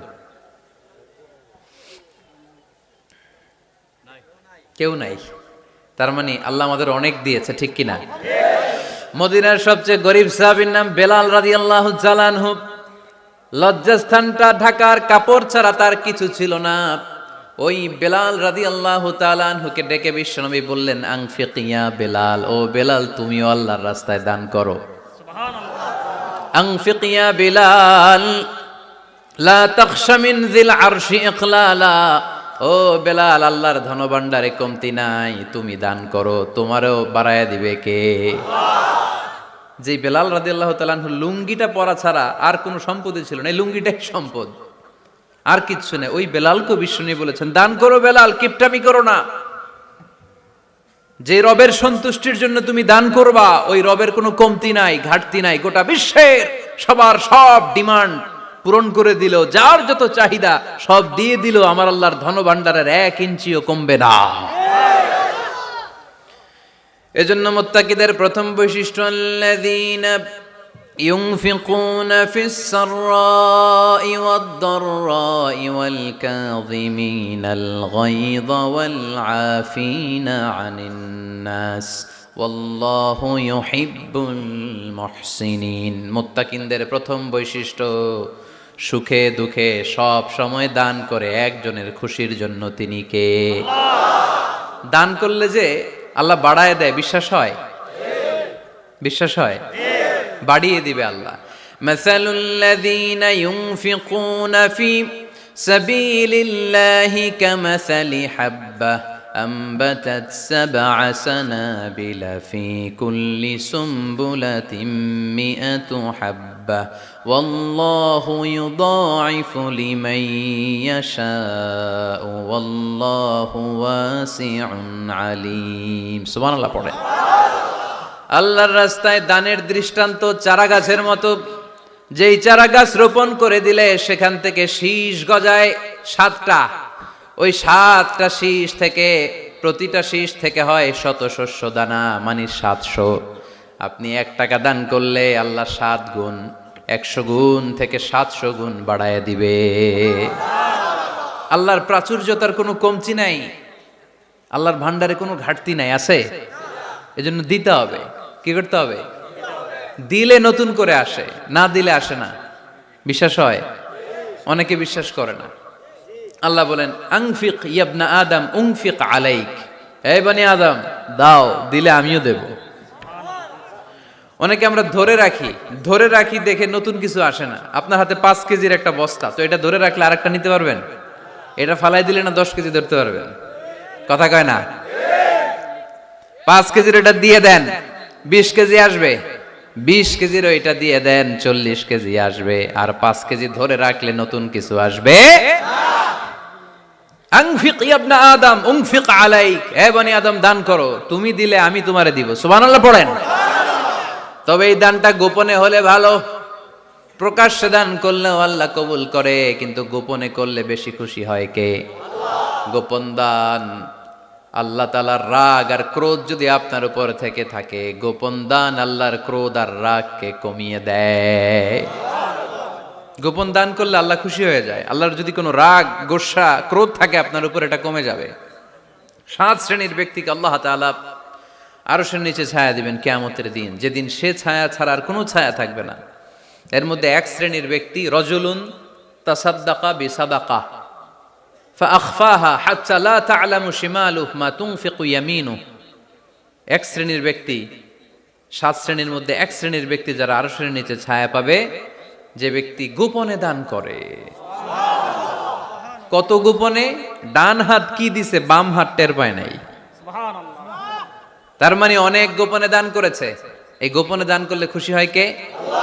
আল্লাকা সিররুন ইনদাল্লাহ বাইনাকা আনতা ওয়া বাইনাল্লাহ আল্লাকা সাদাকাতুন তাখফা لا يعلمها إلا الله هل لك سر عند الله بينك أنت وبين الله هل لك صدقات تخفى لا يعلمها إلا الله سبحان الله পড়ে هل لك سر عند الله তোমার আর তোমার রবের মাঝে গোপন কোনো ডিলিংস আছে কি যেটা তুমি আর তোমার রব শুধু জানো তোমার জীবনে এমন গোপন দান আছে নাকি যেটা আল্লাহ ছাড়া কেউ দেখেনি ওই দানগুলোরে পছন্দ করে কে আল্লাহ যারা দুনিয়ার বুকে সচ্ছল এবং অসচ্ছল অবস্থায় দান করে কিয়ামতের দিন আমল নামা দেখে তারা অবাক হয়ে যাবে বলবে আল্লাহ এত ভালো কাজ আমি দুনিয়ায় করি নাই হয়তো এটা আমার আমল নামা নয় ফেরেশতারা ভুল করে অন্যের আমল নামা আমাকে দিয়ে দিয়েছে আল্লাহ বলবেন না আমার ফেরেশতারা ভুল করে না ফেরেশতারা ভুল করে নাকি তোমার আমল নামাই তোমার হাতে পৌঁছেছে দানকারী বলবে আল্লাহ এত ভালো কাজ আমি করি নাই কি করে এত আমলের পাহাড় আল্লাহ বলবে ওই যে আমার খুশির জন্য আমার ভালোবাসায় দুনিয়ার বুকে যে তুমি দান করেছো ওই দানের সওয়াবটাকে পাহাড় পরিমাণ বড় করে আমি আল্লাহ নিজ দায়িত্বে তোর আমল নামায় ঢুকিয়ে দিয়েছি সেই বুখারীর বর্ণনা কামা ইউরাব্বি আহাদুকুম ফুলুয়াহু তোমরা তোমাদের গাভী যেমনে পালো বাছুর পালন কারা কারা দেখি লক্ষ্মীপুরে মাশাআল্লাহ অনেক গরু টরু আছে তো এলাকায় ছাগল পালন কারা কারা ওট পালন কারা কারা দেখি ওট নাই তো আল্লাহ রাসূল সাল্লাল্লাহু আলাইহি ওয়াসাল্লাম বললেন তোমরা যেমনি ওটের বাচ্চা পালো বাছুর পালো পেলে পুষে যেমনি বড় করো তোমার ওই ছোট্ট দান ওই দানটা যেহেতু আমার খুশির জন্য দিয়েছিলা ওইটারে আমি পালছি তোমরা যেমনি বাছুর পালছো আমি আল্লাহ তোমার ছোট্ট দানের সওয়াবটাকে পেলেছি পেলে পুষে ইয়া বড় উহুদ পাহাড়ের সমান করে এরপরে তোমার আমল নামায় উঠাইয়া দিছি তাহলে মুত্তাকি বান্দার প্রথম গুণ তারা দান করে ইউনফিকুনা ফিস সাররাহ লক্ষ্মীপুরের ভাইয়েরা খেয়াল করে শুনেন মুত্তাকি বান্দাদের প্রথম গুণ সুখে থাকি আর দুঃখে থাকি আল্লাহর রাস্তায় দান করব আমরা ঠিক কিনা সর্বাবস্থায় দান করতে হবে ফিস সাররা সুখের সময়ও করব অফিদ দাররা দুঃখের সময়ও করব সুখের সময় যদি আমি বছরে 10,000 টাকা দান করি দুঃখের সময় 10 টাকা তো দিতে পারবো কথা বুঝে নাই বোধহয় কষ্টের সময় অল্প দিব কিন্তু দেয়ার ধারাবাহিকতাটা আমরা চালিয়ে যাব পারা যাবে তাহলে মুত্তাকিদের প্রথম গুণ আল্লাযীনা ينفقون في السراء والضراء والكاظمين الغيظ والعافين عن الناس والله يحب المحسنين মুত্তাকিনদের প্রথম গুণ সুখে দুঃখে মুত্তাকিরা আল্লাহর রাস্তায় দান করে এটা বোঝা গেছে না মনে থাকবে কতক্ষণ হ্যাঁ কাল কি ভুলা যাবে আজীবন হ্যাঁ আজীবন মনে থাকবে মনের কান দিয়ে শুনতে হবে এই কান না মনেও একটা কান আছে ওই কান দিয়ে শুনলে ভুলবেন না তাহলে মুত্তাকিদের প্রথম বৈশিষ্ট্য যেহেতু আমরা মুত্তাকি হয়ে ফিরে যেতে চাই মুত্তাকিদের প্রথম বৈশিষ্ট্য আমরা জানলাম যারা সুখে দুঃখে কি করে দান করলে বাড়ায় দেয় কে আল্লাহ ধৈর্য রাখলে নতুন কিছু পাওয়া যায় ওটা ছেড়ে দেন ওটা দিয়ে দেন তাহলে নতুন কিছুর ব্যবস্থা করবে কে আল্লাহ তাহলে এটা বুঝে ফেলছেন না হজম হয়েছে হজম এটার হজম করে ফেলেন হয়ে গেছে গা আচ্ছা এবার আল্লাহ বললেন মুত্তাকিনদের 2 নাম্বার বৈশিষ্ট্য ওয়াল কাযিমিনাল গায়যা মুত্তাকি বান্দারা তাদের রাগকে হজম করে রাগ সংবরণ করে ক্রোধকে নিয়ন্ত্রণ করে সুবহানাল্লাহ পড়েন এইবার আসছে কঠিন ওয়াজ এবার একজনকে হুজুর এটাই তো পারি না এটা পারতে হবে আপনাকে মুত্তাকি হতে চাইলে ওয়াল কাযিমিনাল গায়য মুত্তাকিনরা নিজেদের রাগকে সংবরণ করে রাগ হজম করে রাগের সময় নিজের উপর নিয়ন্ত্রণ রাখে। আমাদের অনেকের অনেক রাগ, এত রাগ, রাগের সময় হিতাহিত জ্ঞান থাকে না। এরকম আছে না নাই? রাগ কিন্তু অনেক ভয়ঙ্কর, জানেন? রাগ বেশি কার কার? লক্ষ্মীপুরের দেখি তো, খাইছে আছে তো দেখি, 3-4 জনের রাগ আছে না? বাকি সব আল্লাহর ওলি। লক্ষ্মীপুরের ঘরে ঘরে রাগ?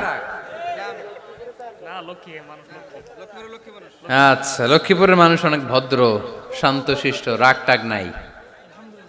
হ্যাঁ, বাঙ্গালায়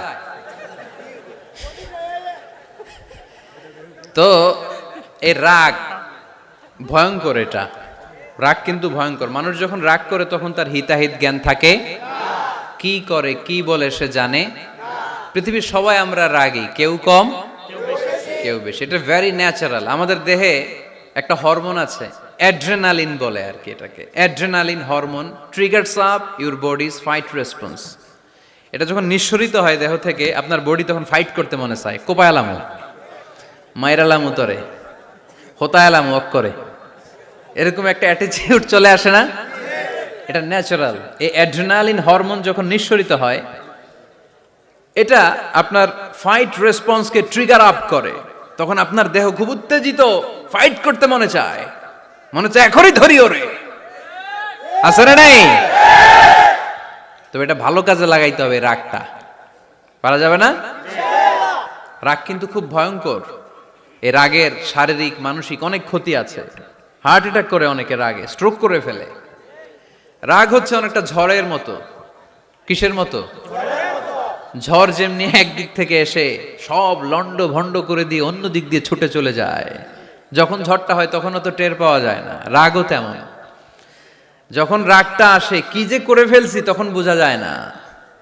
রাগ চলে যাওয়ার পরে, মাথা ঠান্ডা হওয়ার পরে তখন বোঝা যায়, হায় রে এটা কি করলাম। রাগের সময় দিয়ে দিছে তালাক। রাগের সময় কি করছে? রাগ যখন শেষ তখন কয়, হায় হায় বউ তুমি তো আমার কৈতরি। মারামারি হয়, সম্পর্কের অবনতি হয়, স্বামী স্ত্রীর সম্পর্কের বিচ্ছেদ ঘটে। বাবা ছেলের সাথে রাগ করে না? বাপে কয় দিমু না তোরে, কিচ্ছু দিমু না। পোলায় কয় দিবা না কে? বাপে কয় দিলাম না। পোলায় কয় মারলাম তোমারে। বাপে কয় তোরে ত্যায্য করলাম। পোলা কয় কোপ দিলাম। আছে না নাই? শুনবেন এরকম বাবা ছেলে হতাহতের ঘটনা। হাজব্যান্ড ওয়াইফ ডিভোর্স পর্যন্ত গড়ায়। বন্ধু বন্ধুর সম্পর্ক নষ্ট হয় এই রাগের কারণে। দেখছেন, আল্লাহ যেখানে যত ফোঁটা দেয়া দরকার ওই জায়গায় অত ফোঁটা দেয়। এটার নাম ইসলাম। এজন্য আল্লাহ বললেন, মুত্তাকিদের 2 নাম্বার গুণ আল কাযিমিনাল গায়জ। মুত্তাকিনরা রাগকে সংবরণ করে, তারা অল্পতে চটে যায় না, তারা হট টেম্পার্ড না, তারা বুঝে শুনে কাজ করে, নিজের ক্রোধ আর রাগকে সংবরণ করতে জানে। সুবহানাল্লাহ পড়েন। আল্লাহ রাসূল বললেন, লাইসা শাদীদু বিসুরআহ, কুস্তি করে যে অন্যকে শোয়ায় ফেলতে পারে সে শক্তিশালী নয়। ইন্নামা শাদীদুল্লাযী ইয়ামলিকু নাফসাহু ইনদাল গাদাব, রাগের সময় যেই ব্যক্তি নিজের উপর নিয়ন্ত্রণ রাখতে পারে আল্লাহর কাছে সেই হলো শক্তিশালী। এক একটা কথার ওজন দেখছেন আল্লাহ রাসূল সাল্লাল্লাহু আলাইহি ওয়াসাল্লামের।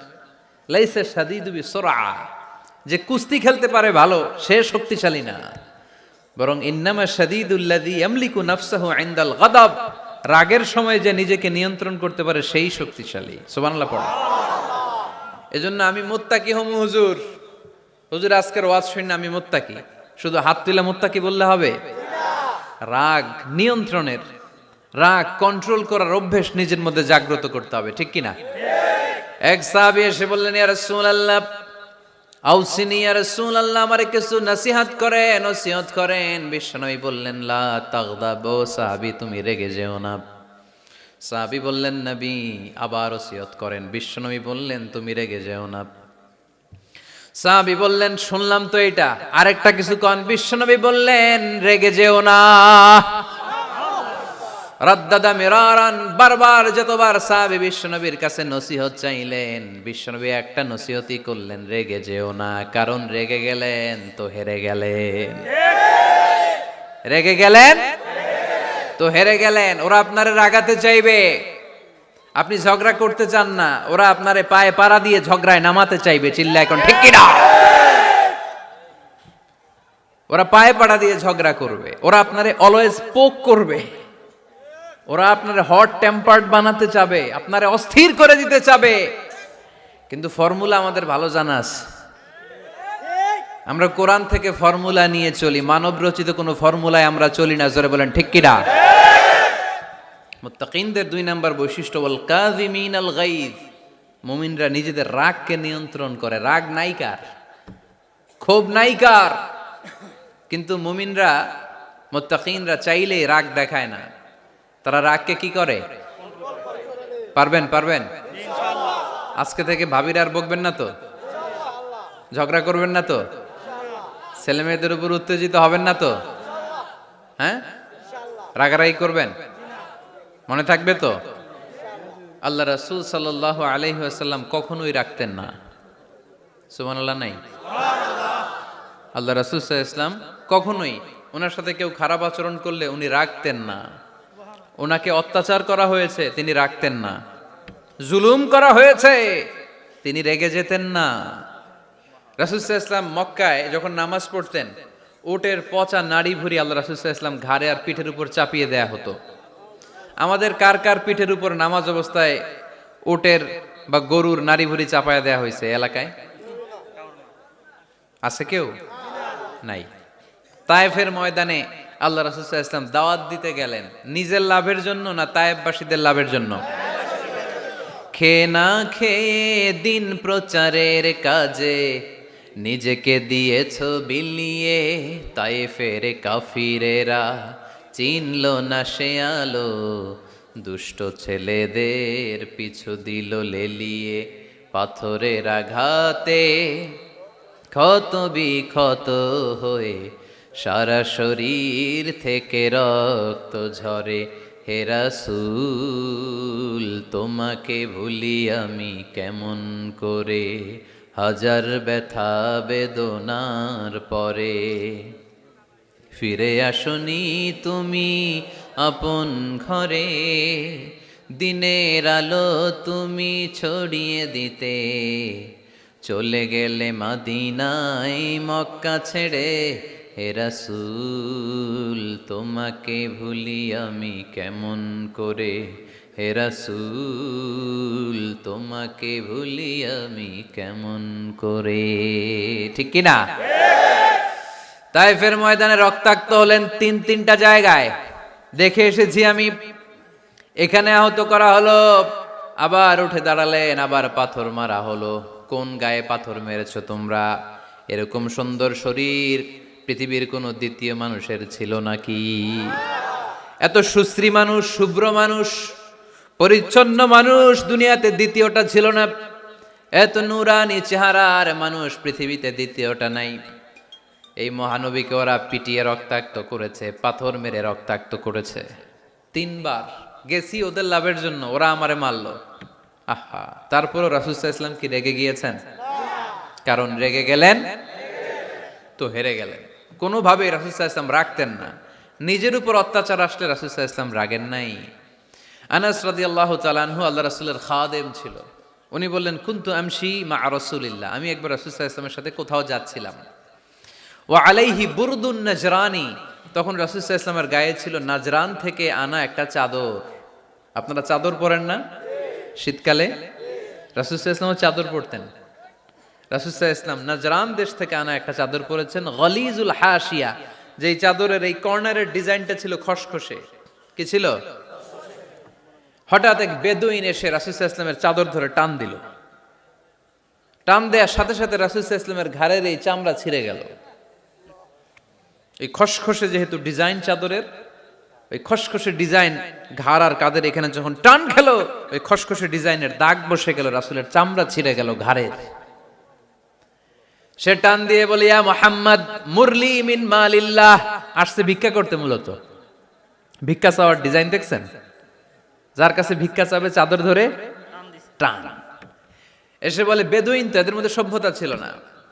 ইয়া মুহাম্মদ, ও মুহাম্মদ মুরলি মিন মালিল্লাহ, ও মুহাম্মদ আমার খাওয়ার মতো টাকা নাই, তুমি আদেশ করো বাইতুল মাল থেকে যেন আমারে কিছু টাকা দেয়। আসছে ভিক্ষা করতে, ভিক্ষা করতে আইসা চাদর ধরে দিছে টান, ঘাড়ের রক চামড়া ছিঁড়ে গেছে।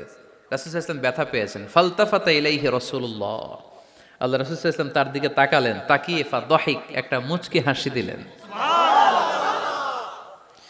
আমি রাস্তা দিয়ে চাদর গায়ে দিয়ে হাঁটতেছি, এক ফকির আইসা কয় ভিক্ষা দেন, টাকা দেন বলে আমার চাদর টান দিছে, আর ওই চাদরে আমার ঘাড়ের চামড়া ছিঁড়ে গেছে। কি করব আমি? আপনি কি করবেন? হ্যাঁ, কোনি? আচ্ছা, তা আমরা ঠিকই ওরে ধরে মাইর দিতাম, তাই না?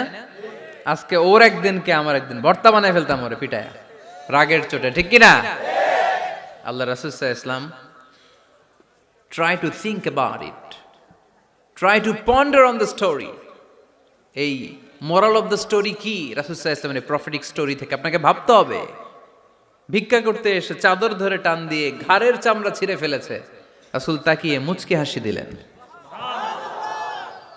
মুচকি হাসি দিয়ে বললেন, যাও বাইতুল মাল থেকে কিছু সম্পদ ধরে দিয়ে দাও। কি নবী ছিলেন!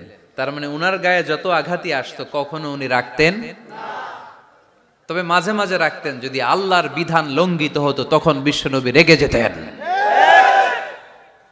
আল্লাহর জমিনে আল্লাহর বিধান লঙ্ঘিত হলে এই লোকটা রেগে যেতেন, প্রিয় নবী তখন সহ্য করতেন না।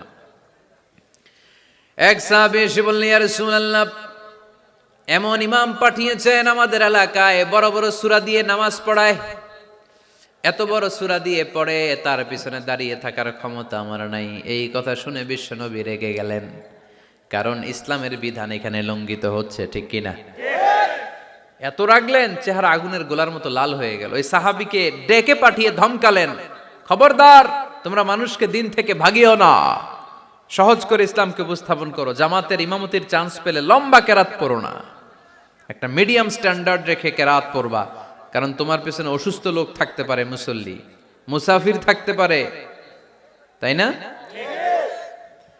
আবার মদিনাতে বনু মাখজুমিয়া গোত্রের এক নারী চুরিতে ধরা পড়ল। কিসে? চুরির বিধান কি? السارق والسارقة فاقطعوا أيديهما جزاء بما كسبا نكالا من الله والله عزيز حكيم। চোর বা চুন্নি দামি কোনো জিনিস যদি চুরি করে নেয় তাহলে তার হাত কেটে দাও। If anyone steal something precious from the society, the government should cut down his right hand. Government কাটবে, আপনি কাটেন না। আবার মুরগি একটা চুরি করছে, দইরা রামদা দিয়ে এক কোপ, এরকম করা যাবে না, ওটা গভর্নমেন্ট করবে। তো রাসূল সাল্লাল্লাহু আলাইহি ওয়াসাল্লাম ছিলেন চিফ অফ দা গভর্নমেন্ট, রাসূল সাল্লাল্লাহু আলাইহি ওয়াসাল্লাম ডান হাত কেটে দিবে। কিন্তু যেই মেয়েটা চুরি করছে এলাকার খুব সম্ভ্রান্ত বংশের মেয়ে, অনেক সময় হয় না এমপির মেয়ে, চেয়ারম্যানের মেয়ে, বড় বিজনেস ম্যাগনেটের মেয়ে, ছেলে অন্যায় করে ফেলছে একটা, আছে না নাই? এখন সাহাবীরা দেখলেন মদিনায় যদি বিশ্বনবী এই চুরির বিচার কার্যকর করে মেয়েটার হাত কেটে দেয়, এই মেয়েটার সম্ভ্রান্ত বংশের লোকেরা বিশ্বনবীর উপর চড়াও হবে, নতুন করে দাঙ্গা বাঁধবে, সবাই যে বিশ্বনবীর কাছে বলবে, কিন্তু কেউ সাহস পায় না। উসামা বিন যায়েদ বিশ্বনবীর ভালোবাসা বড়ই পছন্দ করতেন বিশ্বনবী। সাইয়েদনা উসামা বিন যায়েদ রাদিয়াল্লাহু তাআলা আনহুকে সবাই বললেন, উসামা তুমি যাও, তোমারে বিশ্বনবী বড্ড ভালোবাসে, তুমি বললে তোমার কথা নবী ফিরাবে না। সাইয়েদনা উসামা যে বললেন, ইয়া রাসূলুল্লাহ, সবাই মিলে আমারে পাঠিয়েছে যেন আমি সুপারিশ করি, যদিও বনু মাখজুমিয়া গোত্রের মেয়েটা চুরিতে ধরা পড়েছে, মেয়েটা আসলেই চোর, চুরি করেছে, কিন্তু বড় একটা বিষয়কে খেয়াল করে নবী সবার সুপারিশের কারণে এই মেয়েটার হাত আপনি কেটে দিয়েন না। এই কথা বলার সাথে সাথে বিশ্বনবীর চেহারাটা আগুনের গোলার মতো লাল হয়ে গেল, ক্ষেপে গেলেন বিশ্বনবী, রেগে গেলেন, আর বললেন, এত বড় সাহস কোত্থেকে পেলে ওসামা? এটা তো আল্লাহর আইন, চোর চুরি করলে হাত কাটো কার আইন? বাংলাদেশে যদি এই আইন চালু হয়, চোর খুঁজে পাওয়া যাবে? দেশের টাকা যারা চুরি করে এদেরকে পাওয়া যাবে? পেঁয়াজের দাম যারা বাড়ায় এদের খুঁজে পাওয়া যাবে? মজুদদারদেরকে আর খুঁজে পাওয়া যাবে না, সব চোর মানুষ হয়ে যাবে, ঠিক কিনা? একটা বিচার যদি করে, সরাসরি সম্প্রচার, সব টিভিতে লাইভ ব্রডকাস্ট, আমরা দেখলাম চোরের হাত কাটতেছে কিভাবে, এরপরে চুরি করার আগে 10 বার ওর আত্মা কেঁপে উঠবে। রাসূল সাল্লাল্লাহু আলাইহি ওয়াসাল্লাম বললেন, এটা আল্লাহর আইন। কেমন করে তুমি সুপারিশ করো আল্লাহর আইন থামানোর জন্য?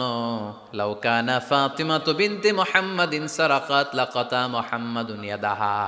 আজকে আমার কলিজার টুকরা নয়নের পুটুলি ফাতেমাও যদি চুরিতে ধরা পড়তো, আমি ফাতেমার হাতটা কেটে দিতে 1 সেকেন্ডও দেরি করতাম না। আমার মেয়ে ফাতেমাও যদি চুরি করতো, আমি হাত কেটে দিতে দেরি করতাম। রেগে যেতেন প্রচন্ড, এমনে রাখতেন না। কেউ আক্রমণ করলে ব্যথা দিলে, কষ্ট দিলে রাখতেন না। কিন্তু আল্লাহর জমিনে আল্লাহর বিধান যখন লঙ্ঘিত হতো, আল্লাহ রাসূল সাল্লাল্লাহু আলাইহি ওয়াসাল্লাম রেগে যেতেন। তাহলে কোথায় রাগ করবেন আর কোথায় করবেন না বোঝা গেছে তো? সব জায়গায় রাগ করা যাবে? এজন্য মুত্তাকিনদের 2 নাম্বার বৈশিষ্ট্য, ওয়াল কাযিমিনাল গায়যা। মুত্তাকিনরা রাগ দেখায় না, মেজাজ দেখায় না, বরং মুত্তাকিন বান্দারা আল্লাহর খুশির জন্য নিজের রাগ আর ক্রোধকে নিয়ন্ত্রণ করে। রাসূল সাল্লাল্লাহু আলাইহি ওয়াসাল্লাম আল্লাহর বিধান লঙ্ঘিত হলে রেগে যেতেন, এছাড়া রাখতেন না। একবার তাহাজ্জুদের সময় সাইয়েদনা আলী রাদিয়াল্লাহু তাআলা আনহু আর ফাতেমা রাদিয়াল্লাহু তাআলা আনহাকে ডাকতে গেলেন তাহাজ্জুদ পড়ার জন্য। কিসের জন্য? যে ডাকলেন, দরজায় কড়া নাড়লেন, আলী ওঠো, ফাতিমা ওঠো। কিন্তু সাইয়েদনা আলী রাদিয়াল্লাহু তাআলা আনহু বললেন, কি জন্য উঠবো? আল্লাহ রাসূল সাল্লাল্লাহু আলাইহি ওয়াসাল্লাম বললেন, তাহাজ্জুদের জন্য। আলী রাদিয়াল্লাহু তাআলা আনহু একটু কৌশল করে বললেন, আমাদের রুহু তো আল্লাহর হাতে। রুহু কার হাতে? আল্লাহ যখন রুহু ফিরাই দিবে তখন ঠিকই উঠবো, পড়বো তাহাজ্জুদের নামাজ, পড়বো, রুহুটা ফিরে আসুক, পড়বো। একটু কৌশল করলেন। তো রাসূল সাল্লাল্লাহু আলাইহি ওয়াসাল্লাম এই কৌশলটারে পছন্দ করলেন না। রাসূল চাইছেন আমি বলা মাত্রই যেন উঠে যায়। রাসূল সাল্লাল্লাহু আলাইহি ওয়াসাল্লাম তখনও রেগে গেলেন। বুখারীর বর্ণনা, তিনি ফিরে আসতেছিলেন আর রাগে নিজের রানের মধ্যে চাপড়াচ্ছিলেন এরকম, ওয়াকানাল ইনসানু আকসারা শাইইন জাদালা। আরে মানুষ কত ঝগড়া করতে জানে, আরে মানুষ কত তর্ক করতে জানে, মানুষ যে কত ঝগড়া করে, মানুষ যে কত তর্ক করে, নিজের উপর নিজে ঝাল মিটাচ্ছিলেন রানের মধ্যে চাপড়াতে চাপড়াতে। সুবহানাল্লাহ পড়েন। আক্রমণ করলে রাখতেন না, ওটের নারী ভুঁড়ি চাপিয়ে দিলে রাখতেন না, কিন্তু ধর্মীয় বিধান লঙ্ঘিত হলে বিশ্বনবী রেগে যেতেন। চিল্লা এখন সুবহানাল্লাহ। এজন্য মুত্তাকিদের 2 নাম্বার বৈশিষ্ট্য, আল কাযিমিনাল গায়দ, রাগকে সংবরণ করতে হবে, রাগ দেখানো যাবে না। রাগ দেখাবেন, কি করবেন? নিয়ন্ত্রণ করব। একজন নিয়ন্ত্রণ করবে শুধু, আর আপনারা কোপায় ফেলাইবেন সব। মাশাআল্লাহ। আরে বলো, কি করবা? এভাবেই তো সমাজ পরিবর্তন হয়। শুনতে হবে তো আমার কথা, শুনতে হবে, জানতে হবে, দেন মানতে হবে। পরিবর্তনটা আস্তে আস্তে হয়। এই গুণে ধরা সমাজ এমনি নষ্ট হয় নাই, দীর্ঘদিনে নষ্ট হয়েছে। এটা ঠিক করতে হইলে আমাদের দীর্ঘ সময় লাগবে, দীর্ঘদিন লাগবে, অনেক ঘাম ঝরাতে হবে, অনেক পথ যেতে হবে, মাইলস টু গো, ঠিক কিনা? তাহলে রাগ দেখানো যাবে না। রাগকে কি করব? কন্ট্রোল করব। সবাই রাজি? যারা হাত তুলছিলা যে আমার রাগ বেশি, তোমাদের জন্য tips, how to control anger, কিভাবে রাগ কমাতে হয়। আল্লাহ রাসূল সাল্লাল্লাহু আলাইহি ওয়াসাল্লাম এটাও শিখাই দিছে। শুধু হুজুরে কইছে সুবহানাল্লাহ। সুবহানাল্লাহ বললে কি গুনাহ হবে? একবার সুবহানাল্লাহ পড়লে আকাশের জমিনের মাঝখানে সব ফাঁকা জায়গাটা সওয়াব দিয়ে ওই সওয়াব আল্লাহ আপনার আমলনামায় ঢুকায় দিবে। খুব চালাক এই এলাকার লোকেরা, সওয়াবের কথা শুই না, লাভ শুই না। সুবহানাল্লাহ, লাভ আছে যেখানে আমরা আছি। তো হাউ টু কন্ট্রোল অ্যাঙ্গার, কিভাবে রাগ থামাবো? যেহেতু মুত্তাকিনদের 2 নাম্বার বৈশিষ্ট্য ওয়াল কাযিমিনাল গায়জ, মুত্তাকিদের বৈশিষ্ট্য তারা রাগকে নিয়ন্ত্রণ করে। আল্লাহ রাসূল শিখাই দিলেন, 4টা পদ্ধতি শিখালেন রাগ কমানোর। কয়টা মনে থাকবে? অ্যাপ্লাই করবো এগুলো, দেখবো আজকে থেকে রাগ কমে কিনা। পারা যাবে? 2 সাহাবী বিশ্বনবীর সামনে ঝগড়া লাগলেন। কথা কাটাকাটি, কথার পিঠে কথা, কথার নাম লতা। কথা বলতে বলতে ঝগড়া লাগতে লাগতে এক সাহাবী রেগে মেগে আগুন, মারামারির জন্য উদ্যত হলেন। বিশ্বনবী দেখলেন ওই সাহাবীর চেহারাটা একেবারে আগুনের গোলার মতো লাল হয়ে গিয়েছে। বিশ্বনবী বললেন, ইন্নী লা আ'লামু কালিমাতান, আমি এমন একটা বাক্য জানি, এই রাগান্বিত সাহাবী যদি এখন এই বাক্যটা পড়া শুরু করে দেয়, তার রাগটারে নিমিষেই ঠান্ডা বানাইয়া দিবে কে? ওই সাহাবী বললেন, ইয়া রাসূলুল্লাহ, কি সেই বাক্য আমারে শিখায়া দেন। বিশ্বনবী বললেন, পড়ো, আউযু বিল্লাহি মিনাশ শাইতানির রাজীম। আবার পড়েন, আউযু বিল্লাহি মিনাশ শাইতানির রাজীম। সুবহানাল্লাহ। রাগ কমানোর দোয়া, সহিহ হাদিস। ওই সাহাবী যদি এই বাক্যটা পড়ে তার রাগ কমে যাবে। বাক্যটা হচ্ছে আউযু বিল্লাহি মিনাশ শাইতানির রাজীম। বিতাড়িত শয়তানের কাছ থেকে আল্লাহর কাছে পানাহ চাচ্ছি, প্রোটেকশন চাচ্ছি। বলতে দেরি, রাগ থামতে দেরি হবে না। টিপস নাম্বার 1 মনে থাকবে তো? টিপস নাম্বার 2, বিশ্বনবী বললেন, ইযা গাদিবা আহাদুকুম ফালইয়াসকুত। তোমাদের যখন প্রচন্ড রাগ চলে আসে, বেশি যখন প্রচন্ড যখন তোমরা রেগে যাও, তখন কথা বন্ধ করে চুপ হয়ে যাও। কি করতে হবে? চুপ, একেবারে চুপ। অনেকে রাগের সময় গড়গড় করে কি যেন বলতে থাকে, আছে না নাই?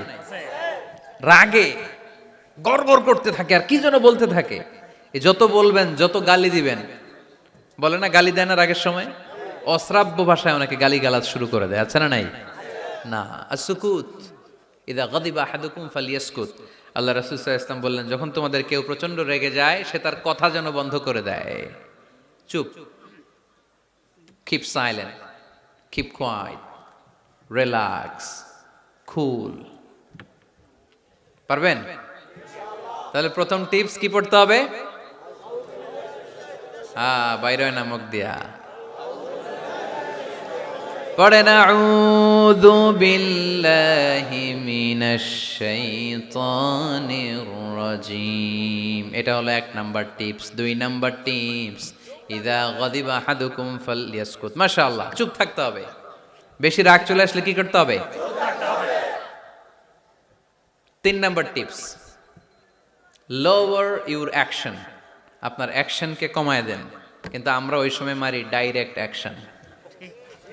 রাগের সময় আমরা কি করি? আল্লাহ রাসূল বললেন, লোয়ার, মিনিমাইজ ইউর অ্যাকশন। কি বললেন আল্লাহ রাসূল? অ্যাকশন কমাও, কার্যক্রম কমায় দাও। ইযা গাদিবা আহাদুকুম ওয়া হুয়া কাইম ফালিয়াজলিস। দাঁড়ানো অবস্থায় তোমাদের কেউ যদি রেগে যায়, সে যেন বসে পড়ে। ফাইন যাহাবা আনহুল গাদাবু ওয়া ইল্লা ফালিয়াত্তাজি।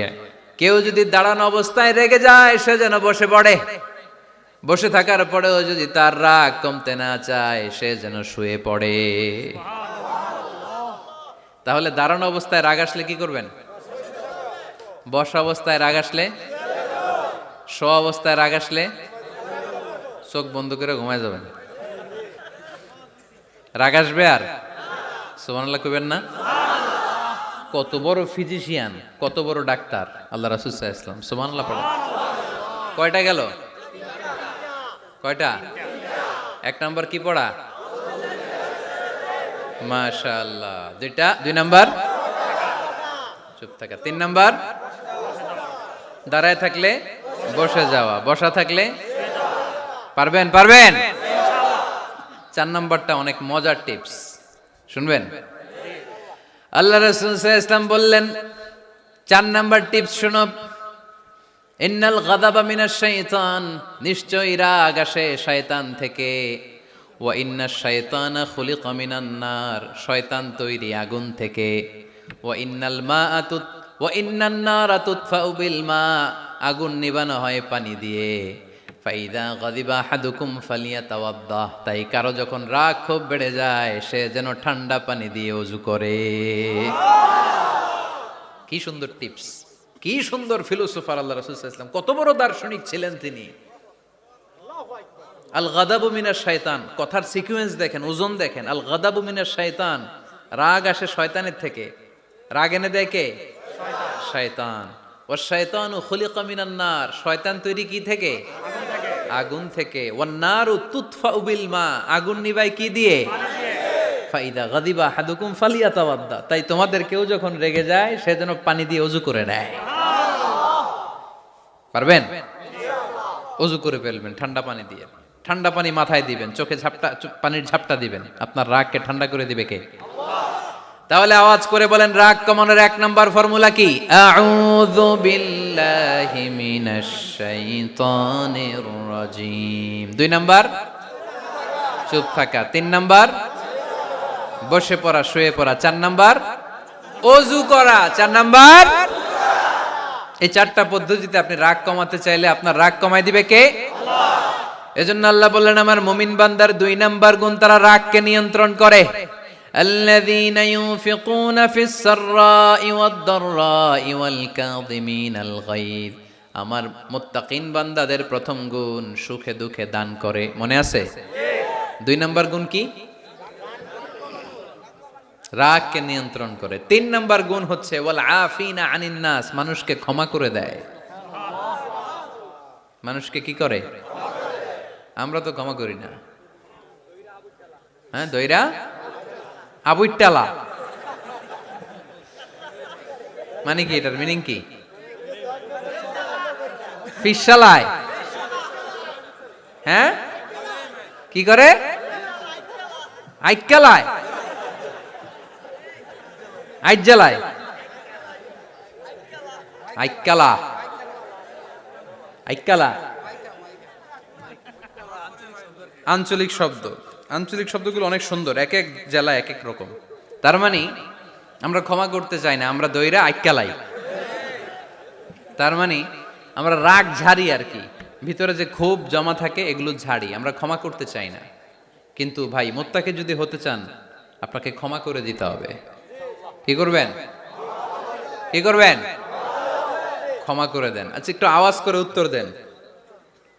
আমরা আল্লাহর কাছে এই যে পাপ করি, অন্যায় করি, মাফ চাই না? ক্ষমা চাই না? আল্লাহ আমাদেরকে ক্ষমা করুক, এটা আমরা চাই কি চাই না? আল্লাহ আমাদেরকে ক্ষমা করুক এটা আমরা চাই, কিন্তু আমরা আমাদেরকে ক্ষমা করতে পারি না। যদি আল্লাহর কাছে ক্ষমা পেতে চান তাহলে আগে নিজেরা নিজেদেরকে ক্ষমা করে দেন। আল্লাহ, ভুল করছি, আল্লাহ মাফ করে দাও, ক্ষমা করো। আমি ক্ষমা চাইতেছি, কিন্তু আমি ক্ষমা করি না আরেকজন রে। তো তুমি ক্ষমা করো না, তুমি ক্ষমা চাও কোন সাহসে? মা যাদাল্লাহু আবদান বিআফবিন ইল্লা ইজ্জান। আল্লাহর হাবিব ফরমান, কোন বান্দা যদি অন্য বান্দারে ক্ষমা করে দেয় আল্লাহ ওই বান্দার মর্যাদা বাড়িয়ে দেয়।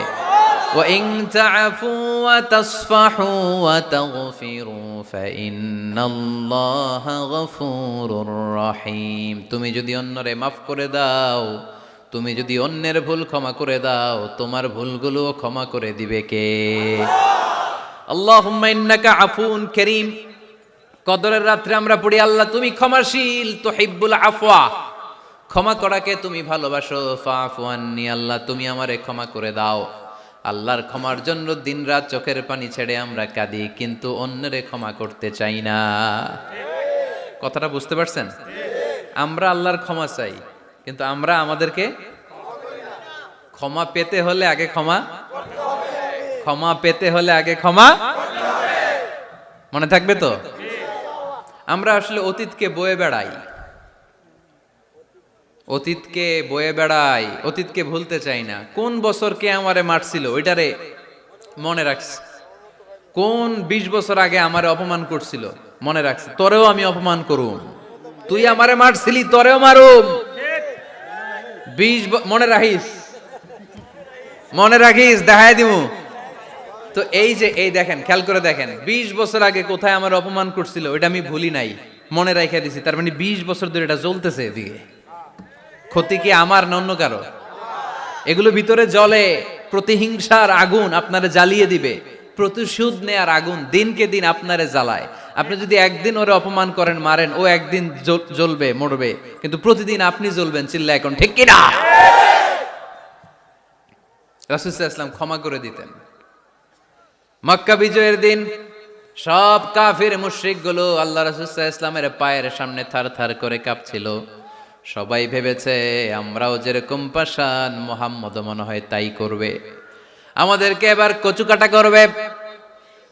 আল্লাহর রাসূল মক্কার কাফির মুশরিকদের এই দৃশ্য দেখে ঘোষণা দিয়ে দিলেন, ইযহাবু লা তাসরিবা আলাইকুমুল ইয়াউম, আজকে তোমাদের উপর আমার কোনো প্রতিশোধ নাই। ইযহাবু ফাআনতুমুত তালাকা, আমি তোমাদেরকে স্বাধীন করে দিলাম। ঐতিহাসিকরা বিশ্বনবীর এই বিশাল দিল দরিয়া দেখে অবাক হয়েছে। তারা বলতে বাধ্য হয়েছে, in the long history of the world there is no instance of magnanimity and forgiveness which was showed by Muhammad sallallahu when all of his enemies laid under his feet and he forgave them one and all. পৃথিবীর ইতিহাসে ক্ষমার এরকম নজির কোনো মানুষ দেখাতে পারে নাই। যখন তার ঘোর শত্রুরা তার পায়ের সামনে বসে থারথার করে কাঁপছিল, তিনি চাইলেই পিষে মারতে পারতেন, কিন্তু তা না করে তিনি ক্ষমা করে দিয়েছেন। কি করবেন? ওয়ালা আফিনা আনিন নাস, মুত্তাকি বান্দার 3 নাম্বার বৈশিষ্ট্য, মুত্তাকি বান্দারা ক্ষমা করে দেয়। তারা মনের মধ্যে হিংসা রাগ এগুলো পুষে রাখে না। সুবহানাল্লাহ পড়েন। যারা ক্ষমা করে এরা অনেক ভালো থাকে ভাই, জানেন? আপনি ক্ষমা করে দিলে আপনি শান্তিতে থাকবেন। আপনি যদি আপনার ব্যাড এক্সপেরিয়েন্স, তিক্ত অভিজ্ঞতা, কে আপনারে গালি দিছিল, কষ্ট দিছিল, সবসময় এগুলো বয়ে বেড়ান, it will burn yourself inside. এগুলো আপনার ভিতরে জ্বালায় পড়ে সারখার করে দিবে। আর যদি ভুলে যান, জায়গায় মাফ করে দেন, তাহলে শোধবোধ সব শেষ। আমি আছি শান্তিতে, ঠিক কি না? আমরা শান্তি চাই কি চাই না? আমরা অতীতের এই কষ্ট বুকে নিয়ে আর চলতে চাই?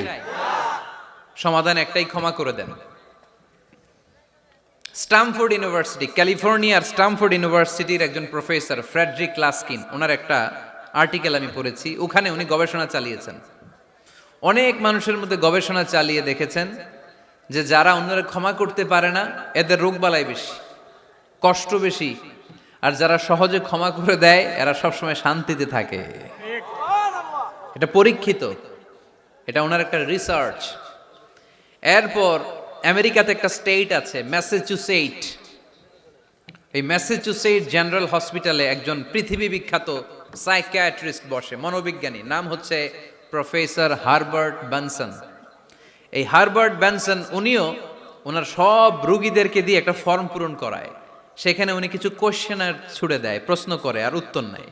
পরে জরিপ করে উনি দেখতে পেয়েছে ওনার যে সমস্ত রোগীরা মনের ভিতরে রোগ, এই রাগ, এই ক্ষোভ, এই হিংসা বিদ্বেষ এগুলো অন্তরে পুষে রেখেছে, এদের স্ট্রোক করার এবং হার্ট অ্যাটাক করার রেটিংটা বেশি। এরা মেন্টাল স্ট্রেসে ভোগে বেশি। আর যারা সহজে ক্ষমা করে দেয়, মাফ করে দেয়, এদের মধ্যে এই রোগ বালাই নাই। যেরকম সুবহানাল্লাহ। এজন্য আল্লাহ বললেন মুত্তাকিনদের 3 নাম্বার বৈশিষ্ট্য, মুত্তাকিনরা আল্লাহর কাছে যেমনি ক্ষমা চায়, তারা নিজেরাও অন্যদেরকে তেমনি ক্ষমা করে দেয়। ওয়াল আফিনা আনিন নাস, আজকে থেকে আমরা মানুষের ক্ষমা করে দিব। কারো জন্য অন্তরে কোনো হিংসা বিদ্বেষ পুষে রাখা যাবে? অনেকে এগুলো ভুলতে চায় না, পেলে পুষে বড় করে, আর ভিতরে খালি জ্বলে। ভিতরে কি করে?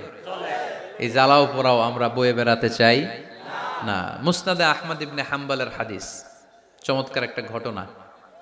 কানগুলো খরগোশের কানের মতো খাড়া করে শোনেন। আল্লাহ রাসূল সাল্লাল্লাহু আলাইহি ওয়াসাল্লাম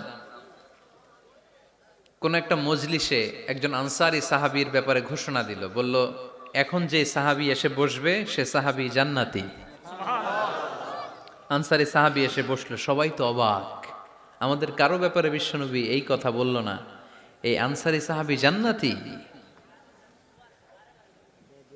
আবার কয়েকদিন পরে আরেকটা মজলিসে বিশ্বনবী আবার ঘোষণা দিলেন, এই মুহূর্তে এমন একজন সাহাবী এসে এইখানে বসবে, এই সাহাবীটা জান্নাতি। সবাই খেয়াল করে দেখলো, আগের মজলিসে যেই লোকটাকে বিশ্বনবী জান্নাতি বলে ঘোষণা দিয়েছে, আজকেও ওই সাহাবী এসে ওই জায়গায় বসেছে। তৃতীয় দিন আবার বিশ্বনবী বললেন, এখন একজন সাহাবী এখানে এসে বসবে, সে জান্নাতি। সবাই খেয়াল করে দেখলো ওই সাহাবীটাই আবার এসে বসেছে। সবাই অবাক, কি আজীব, কি আছে এই সাহাবীর মধ্যে, যে সাহাবীর ব্যাপারে খুদ বিশ্বনবী তিনবার ঘোষণা দিলেন যে সে জান্নাতি। সবচেয়ে বেশি অবাক হয়েছিলেন সাইয়েদনা আব্দুল্লাহ ইবনে আমর ইবনে আস। মনে মনে ভাবলেন এটা তো চারটেখানে কোনো কথা না, বিশ্বনবীর অ্যানাউন্সমেন্ট। দুনিয়ার বুকে বিশ্বনবী তিনবার এই আনসারী সাহাবীকে জান্নাতি বলে ঘোষণা দিয়েছে, নিশ্চয়ই এই সাহাবীর এমন বিশেষ কোনো আমল আছে, এমন বিশেষত্ব আছে যেটা আমাদের মধ্যে নাই। যেমন করেই হোক এই সাহাবীর ভেতরের সব খবর আমার জানতে হবে। সাইয়েদনা আব্দুল্লাহ ইবনে আমর ইবনে আস একবার পরিকল্পনা করে ওই সাহাবীর বাড়িতে চলে গেলেন, যে বললেন, ভাই আমার আব্বার সাথে কয়েকদিন ধরে ঝগড়া, আমার ঘরে থাকতে মন চাচ্ছে না, তোমার বাসায় মেহমান হয়ে এসেছি, যদি তুমি অনুমতি দাও তোমার বাড়িতে 3 দিন মেহমান হয়ে আমি থাকতে চাই। কখন এই আনসারী সাহাবী কি করে, 1 দিন 2 দিন 3 দিন পর্যন্ত ফলো করার পরে সাইয়েদনা আব্দুল্লাহ ইবনে আমর ইবনে আস এমন কোনো বিশেষ আমল এই সাহাবীর মধ্যে খুঁজে পায় নাই। 3 দিন গভীরভাবে পর্যবেক্ষণ, অবজারভেশনের পরে বিশেষ কোনো আমল ওনার চোখে পড়ে নাই। এবার 3 দিন পরে তো চলে যাবার পালা, ঠিক কিনা? এবার তিনি সোজা সাপটা আনসারী সাহাবীর কাছে যে ভিতরের কথা খুলে বলে ফেললেন। বললেন, ও ভাই, আসলে আমার বাবার সাথে এমন বড় কোনো ঝগড়া আমার হয় নাই যে কারণে বাড়ি থেকে বের হয়ে তোমার মেহমান আমার হওয়া লাগবে। আমি বিশেষ এক উদ্দেশ্যে এসেছি। কি উদ্দেশ্য? আব্দুল্লাহ ইবনে আমর ইবনে আস এবার বলতে আরম্ভ করলেন, আমরা খেয়াল করেছি 3টা মজলিসে বিষ্ণু ঈসা ইসলাম তোমাকে জান্নাতি বলে ঘোষণা করেছে। তাই আমি জানার জন্য এসেছি তুমি এমন কি আমল করো যে কারণে বিশ্বনবী ঘোষণা দিলেন যে তুমি জান্নাতি। কি এমন বিশেষ আমল আছে তোমার, আমার একটু বলো, আমি ওই আমল করে জান্নাতি হতে চাই। আল্লাহু আকবার। এবার আনসারী সাহাবী মুখ খুললেন, উনি বললেন, ও ভাই আব্দুল্লাহ ইবনে আমর ইবনে আস, এমন কোনো বিশেষ আমল আমার নাই। হালাল পন্থায় রুজি করি, ব্যবসা করি, নামাজের সময় নামাজ পড়ি, রাতে এসে ঘুমিয়ে যাই, ফজরের আগ দিয়ে উঠে তাহাজ্জুদ পড়ি, সময় মতো জিকির আজকার করি, কোরআন তেলাওয়াত করি, কিছু দান সদকা করি। সবাই যা করে আমিও তাই করি, স্পেশাল কোনো আমল আমার জীবনে নাই। তবে আব্দুল্লাহ ইবনে আমর ইবনে আস, শুনে রাখো, একটা কাজ আমি প্রতি রাতে করি, হয়তোবা এ কারণেও বিশ্বনবী আমার ব্যাপারে এমন ঘোষণা দিতে পারে। আব্দুল্লাহ বললেন, ও আনসারী সাহাবী, কি কাজ তুমি করো? এবার আনসারী সাহাবী বলতে লাগলেন, প্রতি রাতে যখন আমি আমার বিছানায় ঘুমোতে যাই, আমি কারো ব্যাপারে কোনো রাগ, কোনো হিংসা, কোনো ক্ষোভ অন্তরে নিয়ে ঘুমাতে যাই না। ওই দিন যার সাথে যা হয়েছে সবাই রে মাফ করে দিয়ে মিটমাট করে একটা প্রশান্ত অন্তর নিয়ে আমি বিছানায় ঘুমাতে যাই। ওই দিনে কেউ আমার গালি দিছে, কেউ আমার বকা দিছে, কেউ আমার বিরুদ্ধে মিছিল করছে, উল্টা পাল্টা যে যাই করুক না কেন, আমি কিচ্ছু মনে রাখি না। আবি ইলা ফিরাশি, আমি এমন ভাবে আমার বিছানায় যাই, ওয়ালাইসা ফি কলবি হিকদুন আলা আহাদ, এমন অবস্থায় আমি শুয়ে পড়ি যে আমার হৃদয়ে কারো ব্যাপারে আমার হৃদয়ে কোনো ক্ষোভ নাই, কোনো হিংসা নাই, কোনো অহংকার নাই, সব রাগ ক্ষোভ ভুলে গিয়ে সবাইকে ক্ষমা করে দিয়ে আমি বিছানায় ঘুমাতে যাই। এজন্য বিশ্বনবী এই সাহাবীকে 3টা মজলিসের ভরা মজলিসের মধ্যে জান্নাতি বলে ঘোষণা করেছে। এই হাদিস থেকে শিক্ষা হলো, আমরাও যদি প্রতি রাতে বিছানায় ঘুমোতে যাওয়ার আগে সবাই রে মাফ করে দিয়ে মনের যত ক্ষোভ জ্বালা যন্ত্রণা আছে সব ভুলে যে বিছানায় ঘুমাতে পারি, এই সাহাবীর মতো আমাদেরকেও জান্নাতি হিসেবে কবুল করবে কে? পারবেন আজকে থেকে? ইনশাআল্লাহ। বিছানায় যাওয়ার আগে কি করবেন? আজকে সবাই রে মাফ করে দিব। যে আমার উপর জুলুম করছে ওই বিচার আল্লাহ করবে। কে কি বললো ওটা দেখার দরকার নাই। কারো ব্যাপারে কোনো ক্ষোভ, কোনো তিক্ত অভিজ্ঞতা, জ্বালা যন্ত্রণা অন্তরে রাখবেন? রাখলে লাভ না লস? এটা আরো জ্বালা দিবে আমারে, এটা আরো ভেতর থেকে কষ্ট দিবে। It will burn me inside, ভিতরে জ্বালিয়ে পুড়িয়ে শেষ করে দিবে।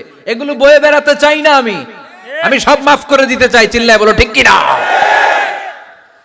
এজন্য আল্লাহ বললেন, আমার মুত্তাকিন বান্দাদের 3 নাম্বার বৈশিষ্ট্য, তারা অন্যের প্রতি রাগ ক্ষোভ অন্তরে পুষে রাখে না। অন্তরে রাগ ক্ষোভ জ্বালা পেলে পুষে রাখে না, বরং সবাইকে মুত্তাকি বান্দারা ক্ষমা করে দেয়। পারা যাবে? কি করবেন? ক্ষমা করব। কি করবেন? 3টা গেল, আর কয়টা? 2 মিনিটে শেষ করে দেবেন ইনশাআল্লাহ। মোট মুত্তাকিনদের বৈশিষ্ট্য কয়টা? হ্যাঁ, গেছে কয়টা? 1 নাম্বারটা কি ছিল বলেন? মাশাআল্লাহ, সুখে দুঃখে। সুখে দুঃখে সবসময় দান করা। 2 নাম্বার, রাগকে নিয়ন্ত্রণ করা। 3 নাম্বার, ক্ষমা করে দেয়া। এই কাজগুলো যারা করে তাদেরকে আল্লাহ পছন্দ করে। আল্লাহ বললেন, ওয়াল্লাহু ইউহিব্বুল মুহসিনিন। অন্যের প্রতি যারা ইহসান করে তাদেরকে পছন্দ করে কে? আল্লাহ। মুত্তাকিনদের 4 নাম্বার বৈশিষ্ট্য, ওয়াল্লাযীনা ইযা ফাআলু ফাহিশাতান আও যালামু আনফুসাহুম যাকারুল্লাহা ফাস্তাগফিরু লিযুনুবিহিম ومن يغفر الذنوب إلا الله সুবহান আল্লাহ। 4 নাম্বার বৈশিষ্ট্য, মুত্তাকিরা যদি কোনো অশ্লীল কাজ করে, অশ্লীল কাজ হয়ে যেতে পারে না? যুবক ভাইরা, তোমাদের ওয়াজ ভুল হইতে পারে। ভুল করে পরকীয়ায় জড়ায় গেছো, বিবাহ বহির্ভূত সম্পর্কে জড়ায় গেছো, খারাপ সম্পর্কে জড়ায় গেছে, কেউ অশ্লীল কাজ করে ফেলছে, ব্লু ফিল্ম দেখে ফেলছে, নিজের উপর নিজে জুলুম করে ফেলছে, ক্ষমার দরজা মনে হয় বন্ধ। হ্যাঁ, খোলা আছে না নাই? আল্লাহ বললেন, আল্লাযীনা ইযা ফাআলু ফাহিশাতান আও যালামু আনফুসাহুম। মুত্তাকিনরা যেহেতু মানুষ, ভুল তাদের হতেই পারে, ভুলের ঊর্ধ্বে কেউ না, ঠিক কি না? মুত্তাকিনরা যদি ভুল করে ফেলে, অন্যায় করে ফেলে, অশ্লীল কাজ করে ফেলে, স্মরণ হওয়া মাত্রই যাকারুল্লাহ, তারা আল্লাহর স্মরণ করে। They return back to their lord, তারা আল্লাহর দিকে ফিরে আসে। তারা পাপের জন্য অনুতপ্ত হয়, কারণ সবাই পাপী। কথা কন, পাপ করেন নাই এরকম আল্লাহর ওলি কারা কারা দেখি? পিছনেও নাই। পৃথিবী না জানুক আমি তো জানি, পৃথিবী না জানুক আমি তো জানি, আমি কি পাপ করেছি হায়। সবার জানা আছে না? পাপ আছে না নাই? আমার পাপের করলে বিচার, বাচার আমার নাই উপায়, দয়াময় প্রভু মাফ করো আমায়, মাফ করো আমায়। পড়েন আমিন। তার মানে মুত্তাকিনদের 4 নাম্বার বৈশিষ্ট্য, মুত্তাকিরা যদি কোনো পাপ করে ফেলে, যাকারুল্লাহ, সাথে সাথে স্মরণ করে কারে? আল্লাহ। অনুতপ্ত হয়, ফাস্তাগফিরু লিযুনুবিহিম, তারা তাদের পাপের জন্য আল্লাহর কাছে ক্ষমা চায়। ভুল আমাদের হতে পারে, সবাই পাপী, পাপীর ঘরের পাপী, ঠিক কি না? আমি পাপী, আমার বাবা পাপী, আমার দাদা, আমার 14 গোষ্ঠী পাপী। কিন্তু পাপীদের মধ্যে বিশ্বনবী বলেন, শ্রেষ্ঠ পাপী ওই পাপী যেই পাপী পাপ করার পরে তওবা করে কার কাছে? মুত্তাকিদের ভুল হতে পারে, যেহেতু মানুষ, যদি ভুল করে ফেলে তারা অনুতপ্ত হয়, আল্লাহর কাছে ক্ষমা চায়, কারণ তারা জানে, ওয়া মাইয়া গফিরুয যুনুবা ইল্লাল্লাহ। মুত্তাকিরা জানে আল্লাহ ছাড়া ক্ষমা করার কেউ নাই। আমাদেরকে মাফ করে কে? ক্ষমা করে কে? যদি ভুল হয়ে যায়, অন্যায় হয়ে যায়, পাপ হয়ে যায়, চোখের পানি ছেড়ে দিয়ে আল্লাহরে ডেকে বলেন, আল্লাহ আমি ছাড়া তোমার গোলামের অভাব নাই, আমি ছাড়া তোমার বান্দার অভাব নাই, আমি ছাড়া তোমার অনেক বান্দা, কিন্তু তুমি ছাড়া আমার কোনো রব নাই। আমি ছাড়া তোমার বান্দা বান্দির অভাব দুনিয়ার বুকে নাই, কিন্তু তুমি ছাড়া আমার দ্বিতীয় কোনো রব আছে নাকি? দুনিয়ার বুকে কারো কাছে যদি কোনো জিনিস নিয়ে যাই, ফিরিয়ে দিলে আরেকজনের কাছে যাওয়া যায় কি যায় না? কারো কাছে কিছু চাইলাম দিল না, অন্যের কাছে যে চাওয়া যায় কি যায় না? কিন্তু আল্লাহর কাছে যখন ক্ষমা চাই, আল্লাহ যদি আমাদেরকে ফিরিয়ে দেয়, অন্য কারো কাছে যে চাওয়ার সুযোগ আছে নাকি? কারণ আমাদের রব একজন, সেজদা দেয় একজন রে, চিল্লায় বলতে হবে তিনি কে। ومن يغفر الذنوب إلا الله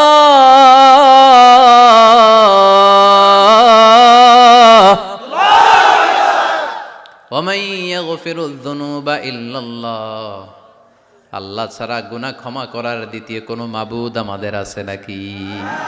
ومن يغفر الذنوب إلا الله, তিনি ছাড়া কে করবে আমাদের গুনার ক্ষমা? তিনি ছাড়া পাপ মোচন করার, পাপগুলো গুনাহগুলো ক্ষমা করে দেয়ার আর দ্বিতীয় কেউ। এজন্য আল্লাহ বললেন, আমার মুত্তাকি বান্দারা যদি ভুল করে ফেলে, অন্যায় করে ফেলে, আমার কাছে ক্ষমা চায়। আমার কাছে ক্ষমা চাইতে দেরি, আমি আল্লাহর ক্ষমা করতে দেরি হয় না। তাহলে পাপ হলে, ভুল করে অন্যায় করলে ক্ষমা চাবো কার কাছে? চারটা গুণের কথা বললাম, কয়টা? চার নাম্বার হচ্ছে যদি ভুল হয়ে যায়, যদি অন্যায় করে ফেলি, ক্ষমার দরজা খোলা, আমরা সে আল্লাহর কাছে চাইবো, আল্লাহর কাছে ক্ষমা মাংনা করবো। চিল্লায় বলেন ঠিক কিনা? এরপরে 5 নম্বরে আল্লাহ বললেন, ওয়ালাম ইউসিররু আলা মা ফাআলু ওয়া হুম ইয়ালামুন, তারা জেনে শুনে ওই পাপ বারবার করবে না। সুবহানাল্লাহ পড়েন। ভুল একটা হয়ে গেছে, ক্ষমা চাইলাম। সকালে খাদ্যে ভেজাল দিছি, বিকালে মাফ চাইলাম, আল্লাহ ভুল করে ফেলছি, মাফ করে দাও। এরপরের দিন দোকানে যে আবার ভেজাল মিশাইলাম, আবার মাফ। এরপরের দিন আবার মাফ, আল্লাহ মাফ করবে? সকালবেলায় ওজনে কম দিলাম, বিকেলে মাফ চাইলাম, আল্লাহ ভুল হয়ে গেছিল, ক্ষমা করে দাও। এরপরের দিন দোকানে যে আবার ওজনে কম দিলাম, আবার রাত্রিবেলা মাফ চাইলাম, তারপরের দিন আবার কম দিলাম, আবার মাফ চাইলাম। এরকম করলে মাফ করবে নাকি? ওয়ালাম ইউসিররু আলা মা ফাআলু ওয়া হুম ইয়ালামুন, জেনে বুঝে ওই পাপ কাজ আর করবে না। কালে ভদ্রে 2-1 বার ভুল অন্যায় পাপ হয়ে যেতে পারে, কিন্তু মুমিনরা কি ওটা কন্টিনিউ করে? মুত্তাকিনরা কি ওটা বারবার চালিয়ে যায়? বারবার চালালে এটা আল্লাহর সাথে গেম খেলা হয়, ঠিক কি না? সকালে আল্লাহ রেখে ওই একটা, বিকালে আজকে একটা, কালকে এমনটা করা যাবে? এজন্য আল্লাহ বললেন, আমার মুত্তাকি বান্দাদের 5 নম্বরে বৈশিষ্ট্য হলো ওয়ালাম ইউসিররু আলা মা ফাআলু ওয়া হুম ইয়ালামুন। ওয়ালাম ইউসিররু, তাফসীর ইবনে কাসীরে এর তাফসীর এসেছে ওয়ালাম ইয়াস্তামিররু আলা মা ফাআলু ওয়া হুম ইয়ালামুন, জেনে বুঝে যেই ভুল কাজ করে ফেলছে এটা বারবার করে না। এজন্য বারবার করা যাবে? মাফ চাওয়ার পরে ওই কাজ আর করব আমরা? এই 5টা কাজ যদি করি তাহলে মুত্তাকিদের কাতারে আমাদেরকে উঠায় দিবে কে? এজন্য আল্লাহ বললেন, উলাইকা জাযাউহুম মাগফিরাতুম মির রাব্বিহিম ওয়া জান্নাতুন তাজরি মিন তাহতিহাল আনহারু খালিদিনা ফিহা ওয়া নি'মা আজরুল আমিলিন।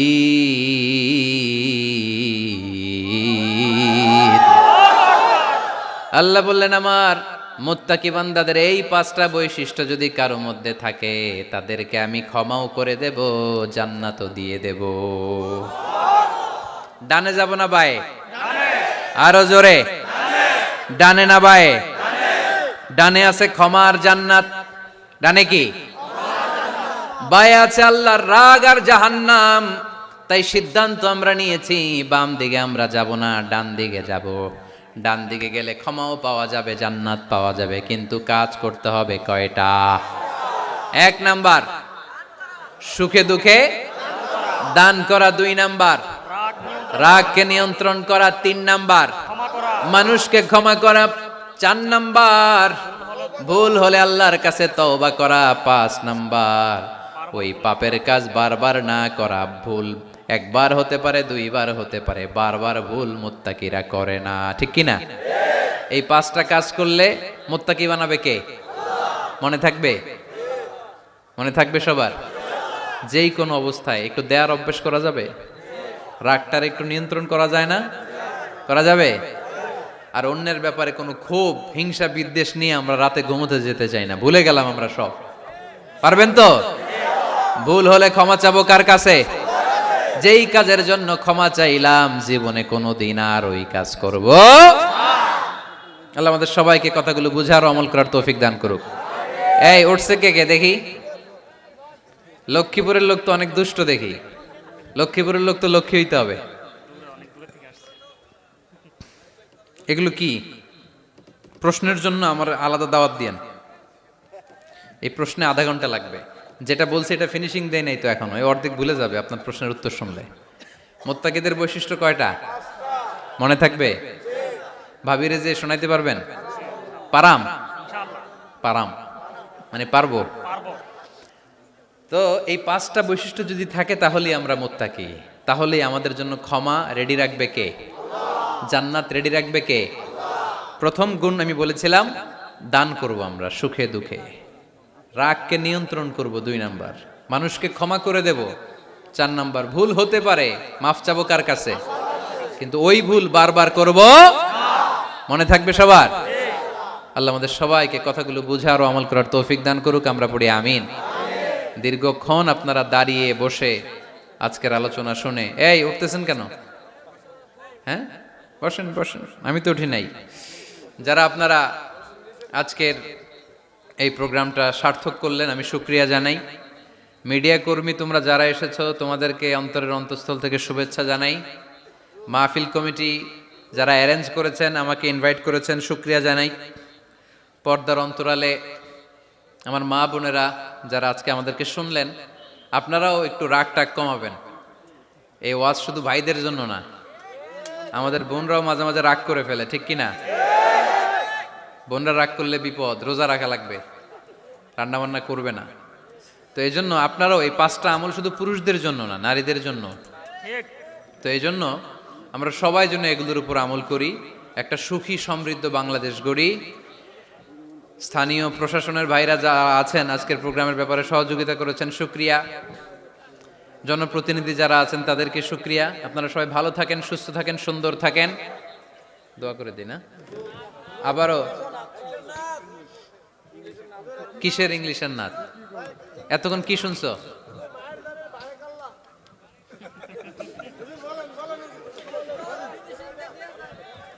ফিনিশিংটা দিয়া যান।